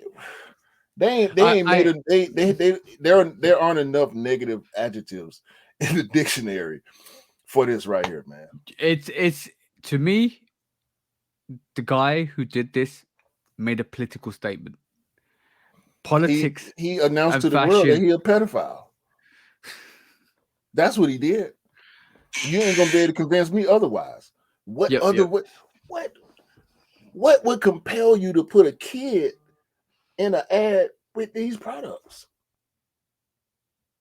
It don't make sense, bro. This guy should be arrested for child pornography, because that's what that is.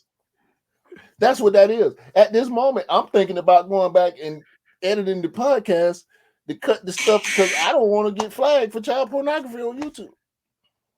Bro. Listen, whoever is reviewing the content on this video, please understand that we showed the pictures for context. ASMR. ASMR. I'm trying to get some ASMR. I'm trying to get some dirt off my mic. That was a bit of a sidebar, but yeah, all I'm basically saying. I'm saying is it's not on. They should scrap the whole campaign. They should destroy the merchandise.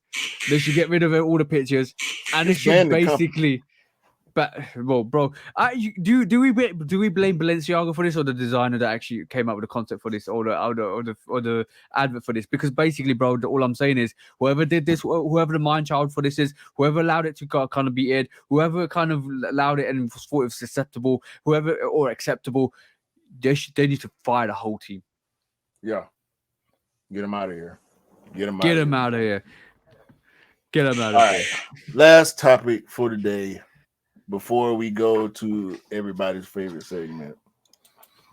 Is it? No. I don't think it's the last topic. I've got another one to add to that at the end. But yeah, LeBron was offered. Was it near enough 100 million to sign for Reebok? Yeah. LeBron, shout out to LeBron, man. LeBron was smart enough. Now, not that Reebok was smart enough to see the potential in LeBron, right? Yeah. I'm gonna give Reebok a shout out because we heard about LeBron almost signing with Adidas, just like we heard about Jordan almost going with Adidas after the first two shoes. But Yeah. Reebok shot their shot, and you cannot be mad at Reebok for offering LeBron 100 million. They probably didn't go as far as Nike went with some of the stipulations in the contract, which probably led to LeBron Going leaning with towards Nike. Nike more anyway. But Reebok, in my opinion, didn't have the technology and the reputation that Nike had at the time, which probably made it an easier decision because LeBron signed a huge NBA contract. He bet on himself with Nike, and it was the right move. But 100 million to join Reebok versus 90 million to join Nike, I'm going with Nike. Yeah. All right. Cool. I've got a what if situation for you, bro. Oh shit! Here we go again. So basically, what would you think would have happened if you had signed for Reebok? Like, let's just say Wouldn't be with Reebok. let's fairize what Jordan did to Nike, right? Remember when 1984, 1985, when Nike was probably the Reebok of that time. Let's just say that. And then when Jordan came along and actually did what he did and then propelled Nike into the status they are, would that ever happen? Would you see the same scenario if Reebok had got LeBron? Like I'm talking like, do you think that would have propelled their status? Would there have been a resurgence? What do you think, bro? I don't think so. I think No. I think LeBron Reeboks would have been a lot less relevant than Nike. Now LeBron, the athlete, LeBron James would have still done what he did. I think. Yeah.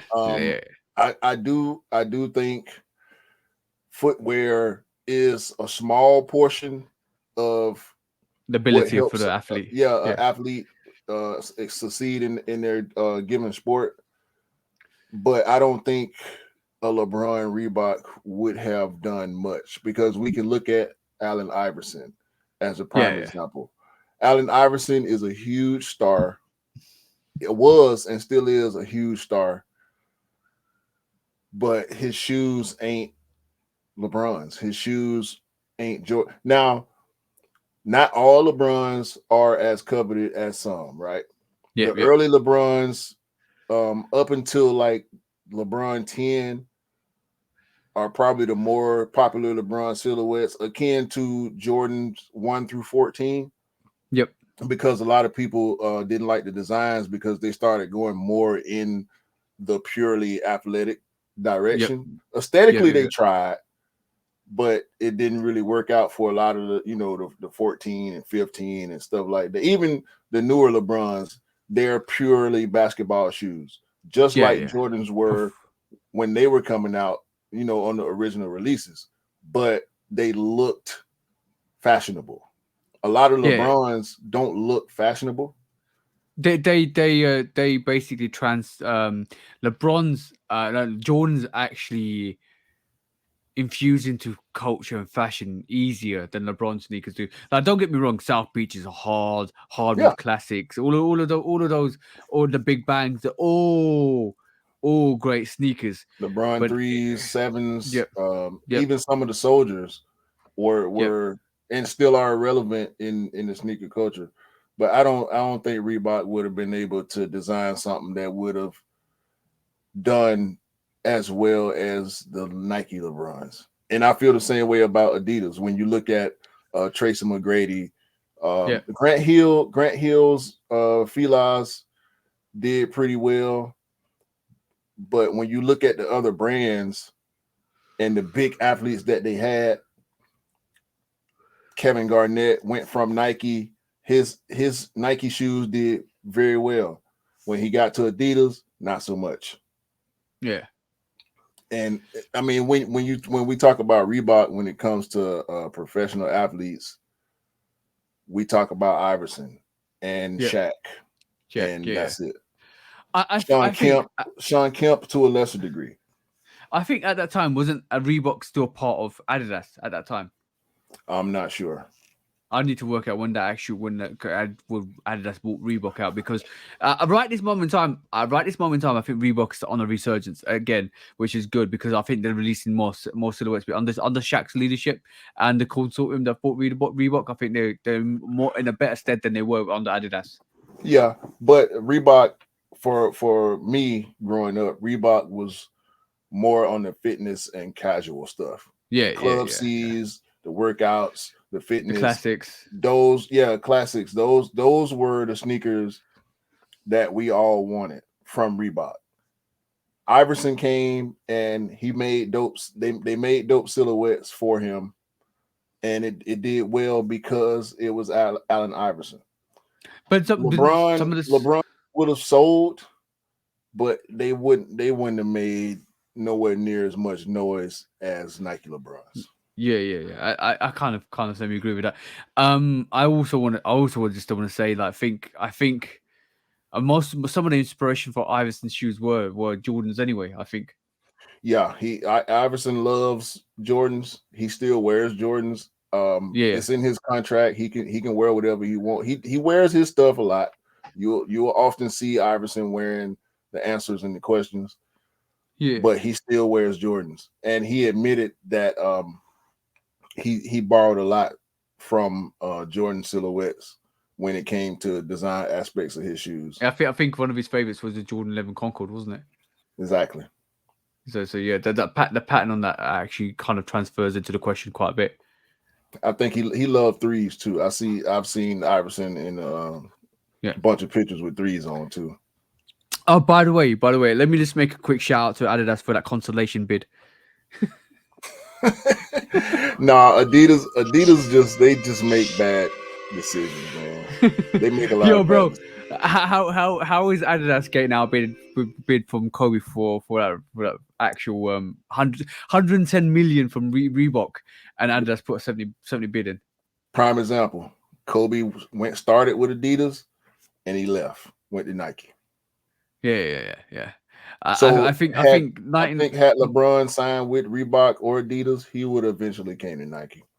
Yeah, I've a sneaky suspicion that would have been the case. Nike's where it's at in terms of basketball at the moment. Nike's where it's at with as far as signature athletes in general, unless you Odell Beckham Jr. Yeah, exactly, bro. That's crazy. Leonard. Yes, that's still crazy, bro. 70, like Adidas making this. Reason why I called it a consolation bid, because that's not even competitive, bro. It's 20 million off Nike, and it's 40 million off Reebok. Right. That's when you talk about 40 million, that's 50% more than you're offering. That you're missing. Reebok shot a big shot at LeBron. Unfortunately for them, they missed, but you can't blame them for going that high, trying to outbid Nike for LeBron. I mean, that's good on them. There's two statements I need to put. You have to be in it to win it, right? Exactly. And also, if you don't ask, you don't receive. So, and if you don't put your balls on the line, you never get anywhere. So there's three statements for you guys there. Like, and they're honest statements. If you don't ask, you won't receive. And if you don't take risks, because that means if you don't put your balls on the line, you're not going to make it. Take a risk, guys. They tried it, man. Like, and it was worth it. Clearly, it's worth it because LeBron is one of the biggest stars we've ever seen. Another one, bro. I know, one of the biggest stars we've ever seen. Like, a lot of people saw it because a lot of people saw it with Jordan, and obviously, Jordan was coveted. Reebok didn't want to miss that boat again. Yeah, exactly. it's once in a generation kind of athlete. Like LeBron, like Jordan was an athlete. Kobe was another athlete. We got obviously LeBron. There's been others that are generational athletes that come in and then just take over the game. Zion, Luka Doncic, Ja Morant, exactly. They're all over there. I mean, Zion and Luka with Jordan, but it's a Nike affiliate. Ja Morant, Nike. Hey, Anthony Davis, Nike. Let me just leave it with this then. If you do, like a lot of people have been saying back in the day, and it's very relevant for basketball as well. If you don't shoot your shot, you won't get it. See what I'm saying? So you got to play to win, man. Yeah, play to win. There's loads of you know what I love. There's loads of expressions for the same thing. Yeah, you got to play to win. Take a risk, bro. guys. But to not try is an automatic fail. Exactly. That's another good saying. To guarantee 100% loss is to not try at all. Right.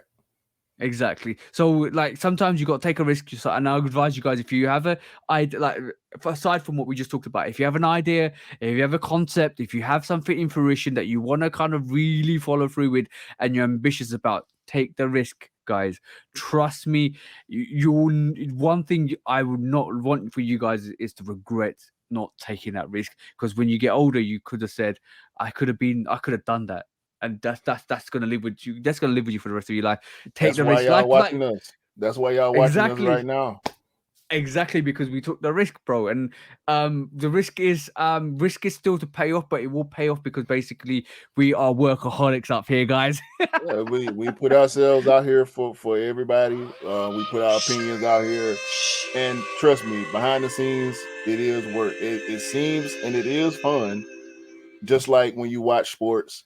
It looks like fun, and it is fun. I guarantee you it's fun for the professional athletes that play these sports, but they had to put in so much work to get there, and that's what it's about, man. You gotta try. I have a lot of people. Basically saying to me, when I told them what I do in a week, in terms of reviews, in terms of the stuff we do, like recording the sneaker news reviews, IG lives, TikTok recordings, doing the podcast, doing the Shooter Reacts, making up an agenda for the or a program for or production for the Shooter podcast is everything, bro. Everything. We constantly. I don't think there's a day in the week where I'm not constantly kind of thinking about this news, we need to discuss this, because the thing is, you have to be really passionate to do it, because you have to have that passion to want to do it. There's been weeks, bro, when I'm saying, I don't need to, I wish I couldn't do recording this week, but I'm just like, grab a coffee, drink coffee, bang, I'm on it. I'm like, let's just get this done. It's and a lot of people like, damn, you're Mr. Consistent. It's not because I want to be consistent, it's because I've too much love for this. See what I'm saying? Yeah, it's okay. We got breaks coming. We got breaks coming. Mental breaks. You know when you said that to me, what I thought.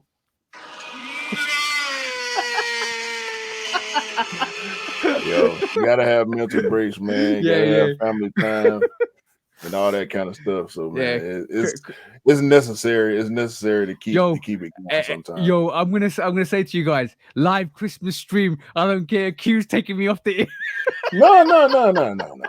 No, it's gonna have to be agreed upon. But yeah, we got the end of the year. We definitely gonna do everything. I'm gonna say one thing. 45 episodes, bro. 45 episodes. If we hit 52, that's a whole year worth of podcasts. That's crazy. We don't have to hit 52 episodes in a year. I don't believe. Oh no. I'm not saying that. Realistically speaking, if we didn't take a break, that's a whole year. But we've taken a couple of breaks here and there. But like to hit 52, some unplanned breaks. Yeah, obviously COVID and stuff like that. But if we hit 52 episodes, forget the breaks. That's a landmark, bro. To me personally, that's almost a year worth of recording podcasts. Bro, even though we're gonna exceed it. To me, every episode is a new landmark. That's my 100%. Every time always. Every time we do a new episode, we pushing it forward, and we gaining followers, we gaining support, and as always, I have to say this. We appreciate everybody that support us, everybody that watches in the comments, in the premieres, all that. So I'm gonna say one thing. I'm definitely gonna say one thing. It's you guys that actually make us for you guys that make us better. You guys that push us along, and you guys that give us the motivation. 100%. If I was doing this, and you know what, I'm gonna definitely say this. I know we got another subject to cover, but I'm gonna quickly say this. Like, I'm just a quick statement. There's a lot of amazing people out there that I've met through this journey. And my journey started last August when I started to produce videos and stuff like that. If I sat here and I said a year on, I would have the Shoe Dogs Reacts, the Shoe Dog podcast, 2 videos a week, Instagram Live, all the people that I'm talking to, a great community that I'm actually talking to and talking about the people I meet on a regular basis that come down from Scotland, that come down from out of London to come in to pick up sneakers. We go vibe, chat, talk, talking about guys all around the world as well, South Africa, East Africa, we're talking about America, Canada, all you guys that even in Scotland, even in like Jenny from Ireland, bro, there's so many amazing people, and that alone is the motivation to kind of keep us doing this.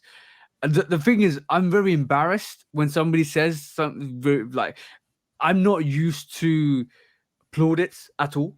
I'm going to say this because so some people always come up and say, "Oh, you are the man. You're always doing this. You do this and you do this." I'm really embarrassed to take that kind of compliment because it's, to me, I'm just an average guy and I'm doing it because I have passion for it. See what I'm saying? And I know, and it's just the humbleness in me to start kind of just always be like, you know what? I do respect what you're saying, but I'm just an average guy. I'm just trying to help people out. Don't do that, bro. Let people give you your flowers because you're in a small pond. Yeah, I'm in the big ocean over here, and it comes few and far between for me. But it is weird when it happens, but I take it as is given to me as compliments. I take it, and I don't dwell on it. I don't let it inflate my ego at all because I know there's always more work to be done. There's always more work to be done. 100%. Take it, put it in your pocket, keep it with you. Know that these people are giving you your flowers for whatever reasons they have, and just hope that it's genuine. And let it motivate you to keep putting in work. Always, bro. Like I say, it's you guys out there that actually kind of keep us focused, keep us in tune, keep us motivated. And like I always say this, when somebody compliments me, and says, "Oh, you're winning, bro," I said, "No, we're winning," because that's what it is. To me, it's us. It's all of us. I want all of us to win, 100%. No word of a lie. I'm no cap. I want all of us to keep excelling, keep winning, keep producing, keep moving forwards, keep the narrative, and keep just going forwards and keep kind of having a success. And that's always what I try to bring to my videos every single time. Yep. So let's go to this next topic. Last subject, bro, because we got something very important to bring up in the sneaker in our last segment. Bro, let's go and talk about this situation. Let's see what you think, bro. Kanye West has his first potential Adidas Yeezy after the split, bro. What do you think about this, bro? What do you think about this? You reckon? Yeah. You know what it looks like. If it's this cap, I reckon you're right. I don't think it's right. I don't think it's too early. Yeah, bro, well, not the 700. Yeah, is it the 700? Yeah, 700 V3 shell on top of it to make it look like a 700 V3, but then it's done a foam runner kind of variation, and obviously it looks like he's taken some attributes from the Addy Q foam as well. So I don't know where I can't see it if I'm honest. I think the AirPods or the actual lining in the inside of this actual sneaker looks like the Adifam Q, but it does look wrong thing. It does look more like a look more like a Yeezy 700 V3 shell that they foamed out. Yeah, I think this is cap. I did see this. Excuse me, when you mentioned it to me earlier, I didn't know that you were talking about this. I think this is cap. I think this is fan made. I'll just say. I think it's a clout chase. I could be wrong, but that's where I'm at with it. I think it's cap. Yep. Do you think it's too early in his journey to actually try to produce a variation of the foam runner, because he's got the pattern for the slides? I don't think it's too early. It could be a prototype, but I think if this was legit, he would have said something, or he would be showcasing it himself. Yeah. I agree with you. He did like Kanye. I think Kanye at the moment is retracting or being humbled at the moment, because I think with his current statements, he said, "Oh, Adidas can use my designs. They've taken my IP. I don't care. You just buy them. I don't care if you buy them or want them." But Adidas know, and you guys know that who actually created the sneaker. So I think I think he's accepted the L. I think I think he now says, you know where it came from, and even though you wear it, you're still representing me. I think that's his thought process at the moment. Yeah, he ain't got no choice but to take the L. I mean, he can't fight it no more. Every time he tries to fight it, it comes out bad for him. So exactly that. But this is surprisingly, I'm not mad at this design if this is him, but I think it's cap. If he released that, would you buy it? No. If you released that with Nike, I don't hate it. But if you released that with Nike, would you buy it? No. Oh, so you just still feel the same way? Yeah. It looked too much like the 700, and that's a sneaker that I'm not interested in. It's cool though. For people that like, his designs, I think it's cool. It looks comfortable. It looks durable. It's not bad. Yeah. It's not bad. It's not bad. I agree. It's not bad. I would like to see what direction Kanye is headed. If you guys thought Kanye was down and out, watch out for that sucker punch. That's all I'm saying. No, you can't. Two things we know about him. You can't hold him down, bro. You cannot control this guy. Yeah. You cannot control this guy. You can knock him down. You can talk crazy about him like I've done multiple times. But two things. You cannot control him, and he is going to speak out of turn, in turn, before time, and after time. You can't shut him up, and you cannot control it. He's confirmed that he's going for that elections in 2024. By the way, so another reason why I think this is cap is because he's more concentrated on his political career at this moment in time. What political career? He's going in, bro. 2024. Kanye 2024 is coming out. It's not going to happen. The Republican Party is not going to choose him over Trump. Where is he going then? He's not going to get a Republican nomination.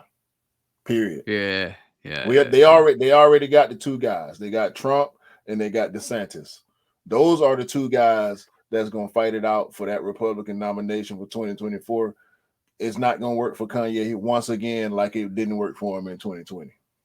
Yeah. It's going to be because he was up against all the established Republicans, the corporate Republicans, the grassroots Republicans. Like they're not going for it. The Republican Party will not get behind Kanye West. It made his stance. He made his stance a bit more. It made his stance a bit more precarious at this moment in time because of what he said as well about the current speculation. So I have to agree with you. He changed his name. Like they're not going for that. They're way too conservative and traditional to even let a guy with a 1-2 letter name, because he changed his name legally to Ye. We still call him Kanye, but legally his name is Ye. They're not going to let that happen. But any black, come on, man. Bro. They're not finna do that. Can I ask you what is up with P Diddy did it? Puff Daddy, Sean Combs, and then he changed it to Pete. Is it now Love? Love. That's his name. Is now. it? Yes. What is wrong with? Why did I don't understand that, bro? he says that's where he is in life. He wants to spread love and be about love and support and all that. So that's why he changed his name once again. Yeah, but you could do that without changing your name, bro. Well, that's his stage name. His legal name is still Sean Combs. Sean Combs. He never changed his legal name. Oh, so yeah, Kanye's only he legally changed his name to Kanye legally changed his name. Good on him. From what we hear, and we ain't got no pictures of his license or contracts or whatever. But when I read articles about him, they say Ye, formerly Kanye West. Yeah. Imagine getting pulled over or being asked, "What's your surname? What's your surname?" Yay. Blank. Yeah, Yay. What's your first name? Yay. Oh, so your name's Yay. Yeah. Why it's gotta be Yay? Yeah. Well, bro, if you're asking Kanye, what's your surname? Yay. What's your first name? Yay. So you're okay, Mr. Yay. Well, that's just the automatic response you're gonna get, bro. Am I wrong? Yeah, you're right. Right, exactly. Yay. Okay, we'll see Yay next week. That's the question. Is Yay his first name or his surname? Or his last? Leave in the comments. What do you guys think? Is his name Yay? Or is his first name Yay or last name Yay? Or it could be, it could be, what's your first name? Y. What's your last name? E. What's it together? Yay. Maybe. What's his middle name? Not everybody has a middle name, so exactly. Okay, bro. That was the main topics today. Let's get into the segment that we love the most. When resale is too high. Damn resellers. Order. When hype beats go too far. These damn hype beats. Order in the court. Order. When the back door opens. Guilty. It's time for order in the court. The sneaker court of public opinion.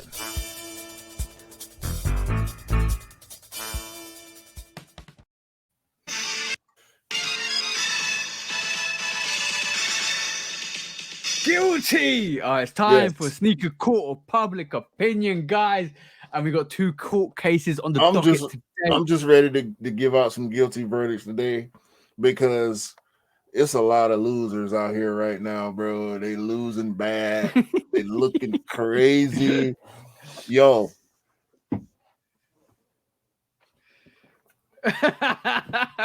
You're giving out the parental advisory explicit content. Was that a rubber or put it or pillow? Take women and children to bed because this episode is not for the faint of heart. It's not for the children. Okay, cool. Is that a pillow? Is that a mini pillow? No, that's my wallet. Oh, it's your wallet. Okay, cool. Oh, it looks like a little mini pillow. Nah, I represent hip hop culture as well as the sneaker culture. I was a hip hopper first, so I've been as you can see, this is a real beat. I've been carrying this wallet with pride for years and years. So that's what I represent. So basically, you're saying you give no credit, but you're gonna slap out fines, yeah? Oh yeah, I'm pulling them out. I got it. They in here. I'm ready to pull them out. Okay, dokie. Today, first on the docket is, shall we just get this out of the way first of all? Because basically, I think we need to get this out of the way. Balenciaga is what I'm going to call you guys today because you're gaga over some absolute atrocious behavior. Whoever accepted the campaign, whoever accepted that BDSM adult toy campaign with children involved, you really need to analyze the marketing team. You really need to analyze what you did there. You really need to analyze who you hire in future. What is your vetting process? Because at the end of the day, those pictures were remodified and even made worse with all the attributes and all the innuendos within those pictures, assumably, because basically it looks like you just effed up big time. A lot of people end up burning your merchandise. A lot of people don't want to mess with you no more. Don't get children involved in your campaigns, guys. That's all I'm saying, because it's not a good look when somebody actually puts adult toys next to children. That's all I'm saying, bro. That's horrible. That's horrible in its primest. We know what horrible things are said and done, and you know what it is. Children are vulnerable and very perceptive, and like I feel. First of all, why did you use the children? Second of all, why did the parents accept this? Because they got some blame, bro. We can't just blame the companies and the campaign managers. You gotta be there. What did you not see your kids holding this stuff and having all of this, you know, bracelets, neck bracelets, all of that stuff, to rope and all of that there, and you're thinking it's okay? You feel like that in itself is clout chasing. So you know that is 100%. You don't deserve to be guilty for that, but you deserve a yellow card for that, for the parents, guys. Yeah, that 100%. That's bad parenting all day long. Yeah, you if you have a, I know the notoriety for working with Balenciaga for your children to be like little models, for campaigns, for pictures and programs and all of that stuff. And I know you kind of want to push them into that arena. And working with Balenciaga was almost like a bite your hand off situation because it's Balenciaga. But you need to know what you're signing your kids up for. You do really need to know what you sign your kids up for. That's a real pageant mom situation. You know what a pageant mom is, right? Yeah, I know what pageant mom is, bro. Yeah, that's worse than pageant mom. Oh, bro, that in itself is very controversial. Like the 100%. Like I do not agree with that. First of all, I don't agree with pushing your kids to do something that they're not comfortable doing and not have the knowledge to do, and not know the awareness to do, because it's showcasing something. And like if I was a father, I would want my kids to do what they feel they want to do and inspire their creative side to do what they want to do, rather than force them into something that you want to do, want them to do. And secondly, if they're comfortable being in that arena of taking pictures and being want to be models and stuff like that, then I will not put them in a situation where there's adult toys around them and they're unaware of what the meaning behind them is, except for the people around them. It makes you look super suspicious. Yep. Exactly that. And that's kids where you feel like this is acceptable. Exactly, and that's to the parents. That yellow card goes to the parents. But throw the book at Balenciaga and the campaign managers and the designers and the people that vetted this campaign, because you deserve all the hate. You deserve all that negative attention that you got this week, because at the end of the day, it's not acceptable to do what you did in that campaign. I'm glad there was backlash for that. I'm happy there was backlash for that, because there's absolute atrocity was made aware by everybody, and they basically turned around and said, "No, thank you, bye now," by Balenciaga. Bye. So what on that? I'm giving that guilty note for Balenciaga. What is the judgment on that, bro? I say disband the company. Balenciaga should be no more. Everybody that owns Balenciaga, whatever, I don't care if you got the shoelace earrings, if you got the sock shoes, if you got the quintuplet sole with the name all the way around across the back, front, side, the sweaters, sweats, the super tight leotard jeans, burn it all, burn the building down, discredit the company, file audit them for tax evasion, everything under the big book, throw it at them, get them out of here, man. Get them out of here, bro. If I wasn't done with Balenciaga already, I'm super done with it. I halfway don't even want to talk about them no more on the podcast. But guess what? We know it's gonna be some more foolishness behind that name. It's over for them, bro. Yeah, they've just basically opened the floodgates for criticism at this moment in time, because like I don't think like that was a good look for them at all, in terms of every rapper that's got lyrics about them, the radio station should blink out the word Balenciaga on the songs. Yeah, It's a bad word now. Balenciaga is a cuss word. Don't like, I would say don't associate yourself with like situations like that, bro, because basically don't mess with people's children, man. That's all I'm saying. That's horrible. That's horrible. Deplorable. All right, next. That's the word. It's deplorable. Deplorable. Yeah, next court case. I'm trying to just quickly find this. I'm trying to find this because I just set myself something. I'm trying to find this because I just set myself something, and I want to bring up this new court case. I was gonna leave it for the Shoe Dog reacts, but I think this is the appropriate time and place to show this because next court case is guilty, and this time it is to our favorite UK delivery service. This is to every we're calling you out because every package doesn't matter to you guys, because this is the second time in a year in a row that you've become the worst delivery service in the UK, guys. How have you rebranded your name from Hermes to Every and still be as bad as you was before? You can change the name, you can change the face, but you can't change the behaviors, and it looks like this is the case. And I'm going to add and double down on this by actually showing you guys what I actually meant with this, because I was gonna leave it. I was gonna leave it to Shoe Dogs reacts. I was gonna say, you know what? Let's react to this together. But now, I just want to show you guys what it's all about. You wanna see what it's all about, bro? You wanna see why they receive the worst delivery service in the UK second year running? What's this, bro? Said delivered. I don't think. What? I'm taking the audio off that. I'm taking the song off that because obviously he's gonna copyright us. But yes, this is every driver. He comes in. This is, by the way, shout out to the bro Benzino for showing this. He comes in, takes a photo of it being delivered, grabs the parcel back, and then puts it back in the car. Wow. That Every is your vetted process for people that deliver for you. Do better, guys. What?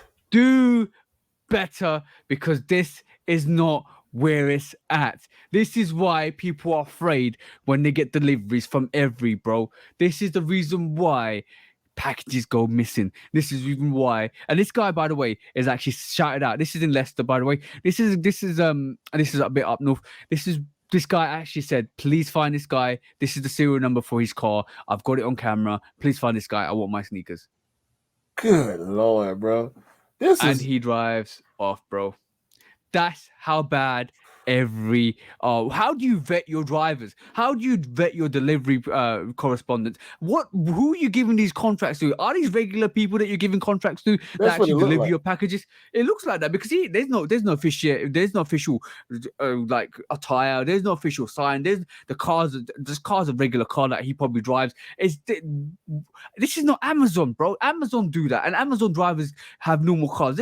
You are a reputable delivery service, yet you decide to not vet your people that you hire, and they end up taking packages. No wonder you are the worst company out there at this moment in time for delivering in the UK. I think you're as bad as LaserShip in the US. This is it, bro. The thing. Maybe LaserShip has got better. I don't know since we last did yeah. Okay, cool. That's fine. But bro, this company was worst company last year for delivering. This is another company, again, worst company this year for delivering.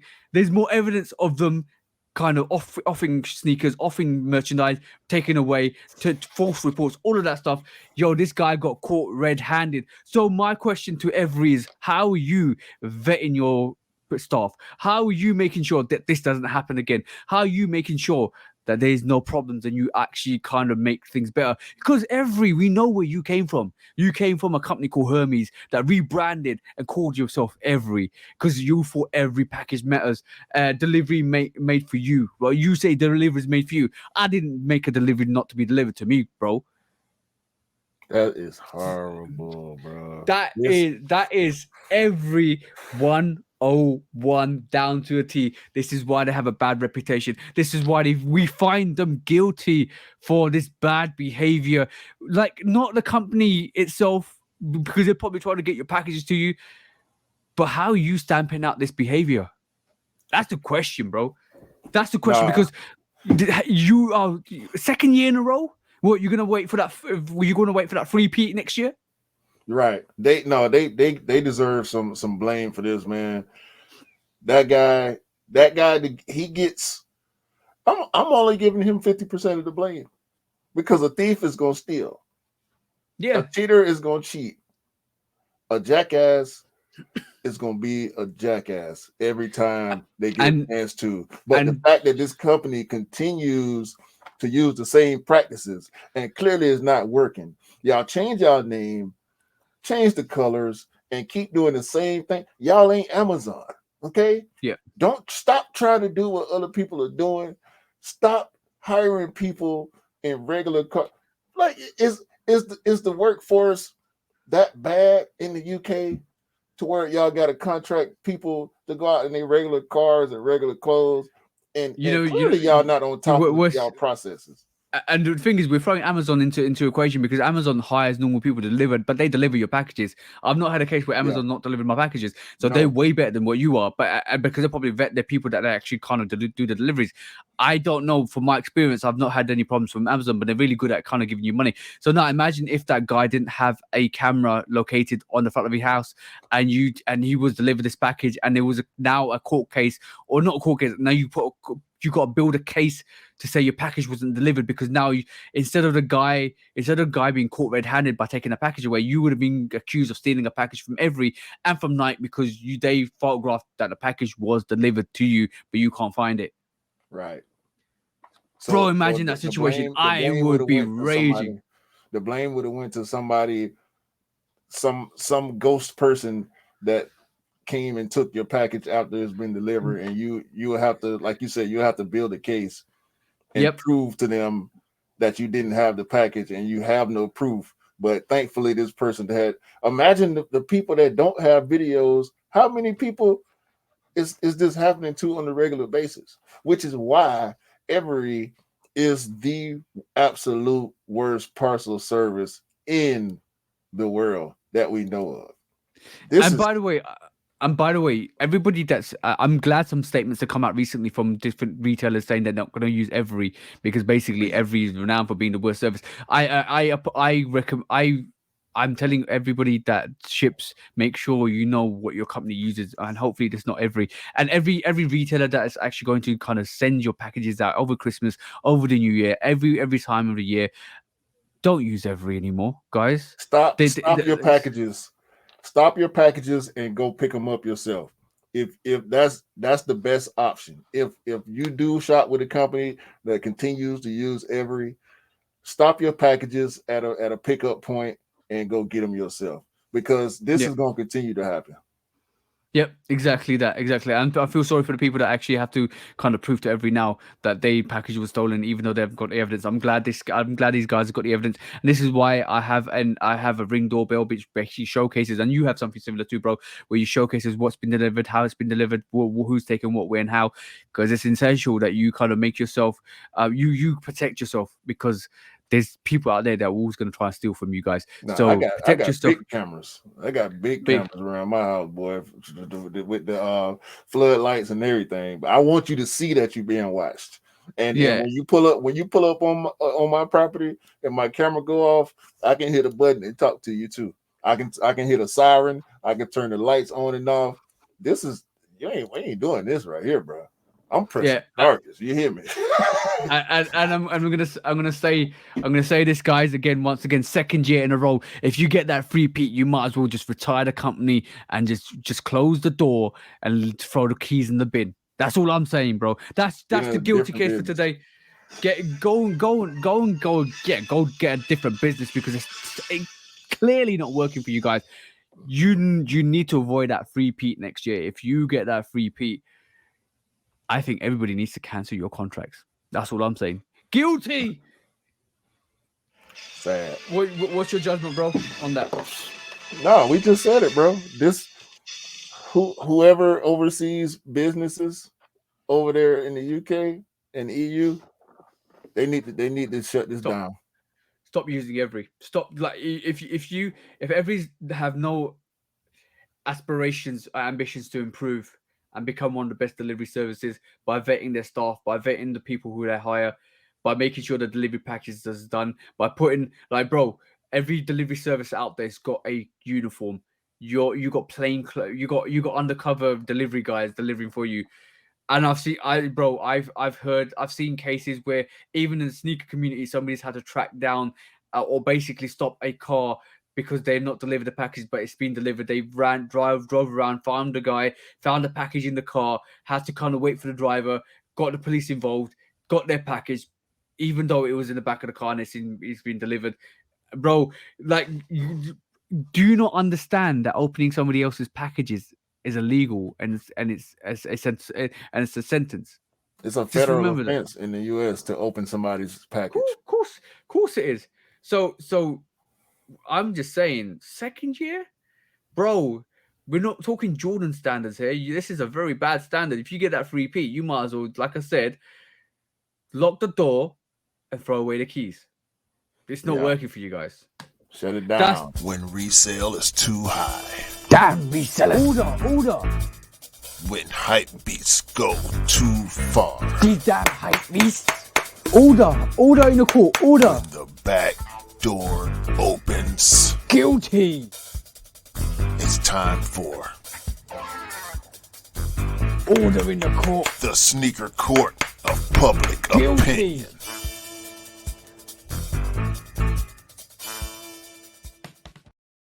My bad, okay. Bro. I cut you off. I cut you off. Fine.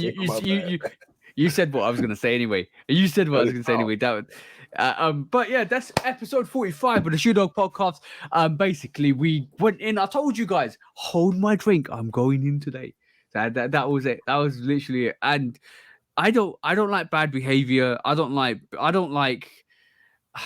just don't like bad behavior and bad business and bad practices. They just need to be cancelled. Like, I don't believe in cancel culture either, because sometimes you need to talk about certain things and understand certain things. But things like this you don't need to understand, especially Balenciaga, especially all the rubbish we get with them. It doesn't need to belong in this space at all. Yeah, outside of LeBron and MSCHF, pretty much this whole episode has been surrounded with bad by business. Controversy. Exactly. But by the way, like I'm agreeing with you with MSCHF. Yeah, I'm gonna definitely say that MSCHF, I like them. I like what they're doing. That whole the thing is, there's ways of pushing boundaries and making it fun, and that's what they do, and that's what we enjoy. I know the Wavy Baby was ridiculous, and you know what, I loved it. If you guys didn't watch the Shoe Dog Reacts, go and watch it. Go and rewatch it or watch it. About the meme with the ankles. Yeah, with the fact that they did the Wavy Baby, then they did the hospital sneaker. It kind of went well because that whole concept was thought out. It almost felt like it's thought out. I love the God sneaker. I love the Devil sneaker because basically it was still pushing the barriers, still kind of had a like edge to it. And then this is what it's about with MSCHF. It's about edginess. The Wavy Baby, taking something that Van's done and putting a like wavy sole outsole to it. They did it with a lot more. They kind of did it outsole swaps with a lot more sneakers just to take the mic. And you know what it is having fun and just taking a piss of it. You know what I'm saying? Like, yo, I'm gonna just kind of like wind it down and just like make it a bit fun. And that's what I enjoyed. That was quite nice. And now with the Gobstomper, it's interesting. I like it. I want to see what they come up with more. And the thing is, when you're looking forward to seeing what a company does, that means, and when it's fun, that means they're doing a good thing. Yeah. And it's kind of like we had such negative views on MSCHF, like early on in the early podcasts. Especially with their Wavy Baby and how dangerous it is, and even the Gobstomper we laughed at a bit, but then we talked about the Nas X sneaker, about the devil side of sneaker. That's the only thing, the Nas X devil sneaker. That's the only thing that I'm truly against, because of what it represented. Yeah, exactly. But the thing is that like with MSCHF, they did a yin and a yang. The God sneaker didn't have any controversy, but then the Devil sneaker did. See what I'm saying? So like, to me, it's the yin and the yang, and I obviously the Devil sneaker, what it represents is not a good thing anyway. So like basically, I know why it had got that controversy. But then they did the wavy baby. They got, and then the thing is, I love the fact they're getting more celebrities involved, because especially I think the God sneaker wasn't really out there for any publicists. Then they got Lil Nas X. They got Lil Nas X to do the Devil sneaker. They got Tiger to do, and even who do you call it? Hey, Jimmy Fallon with the Gobstopper. Give Jimmy Fallon with the Gobstopper. But I'm talking about who. There's another celebrity, Doja Cat, to do the wavy baby as well, because she's wavy. She was wearing wavy babies and rocking them and kind of saying how good they were. So like it's good to see that they're growing and growing and growing. Just keep up the MSCHF, because it's good. It's good to see. I like it. In the name, it's in the name, real bro. That's one thing. If you come out with a name like MSCHF, you got to bring the MSCHF. Yeah, you do. Exactly. Otherwise, what's the point of creating a name like that? Hey, it makes they gotta roll with it. But it makes the sneaker scene a bit more interesting, because we could talk about Jordans, we could talk about Reeboks, we could talk about Pumas and Adidas and Asics and Elise and all of that stuff, and British Knights, New Balance. Exactly, we could talk about that all day long. But then when somebody comes from left field and just does something really crazy, you're like, okay, I like this. I like this. It's interesting. So also, CPF film. Shout out to Greg over there at Lace Differently, man. I hope he hit on them cactus plant flea market dunks, the Grinch dunks.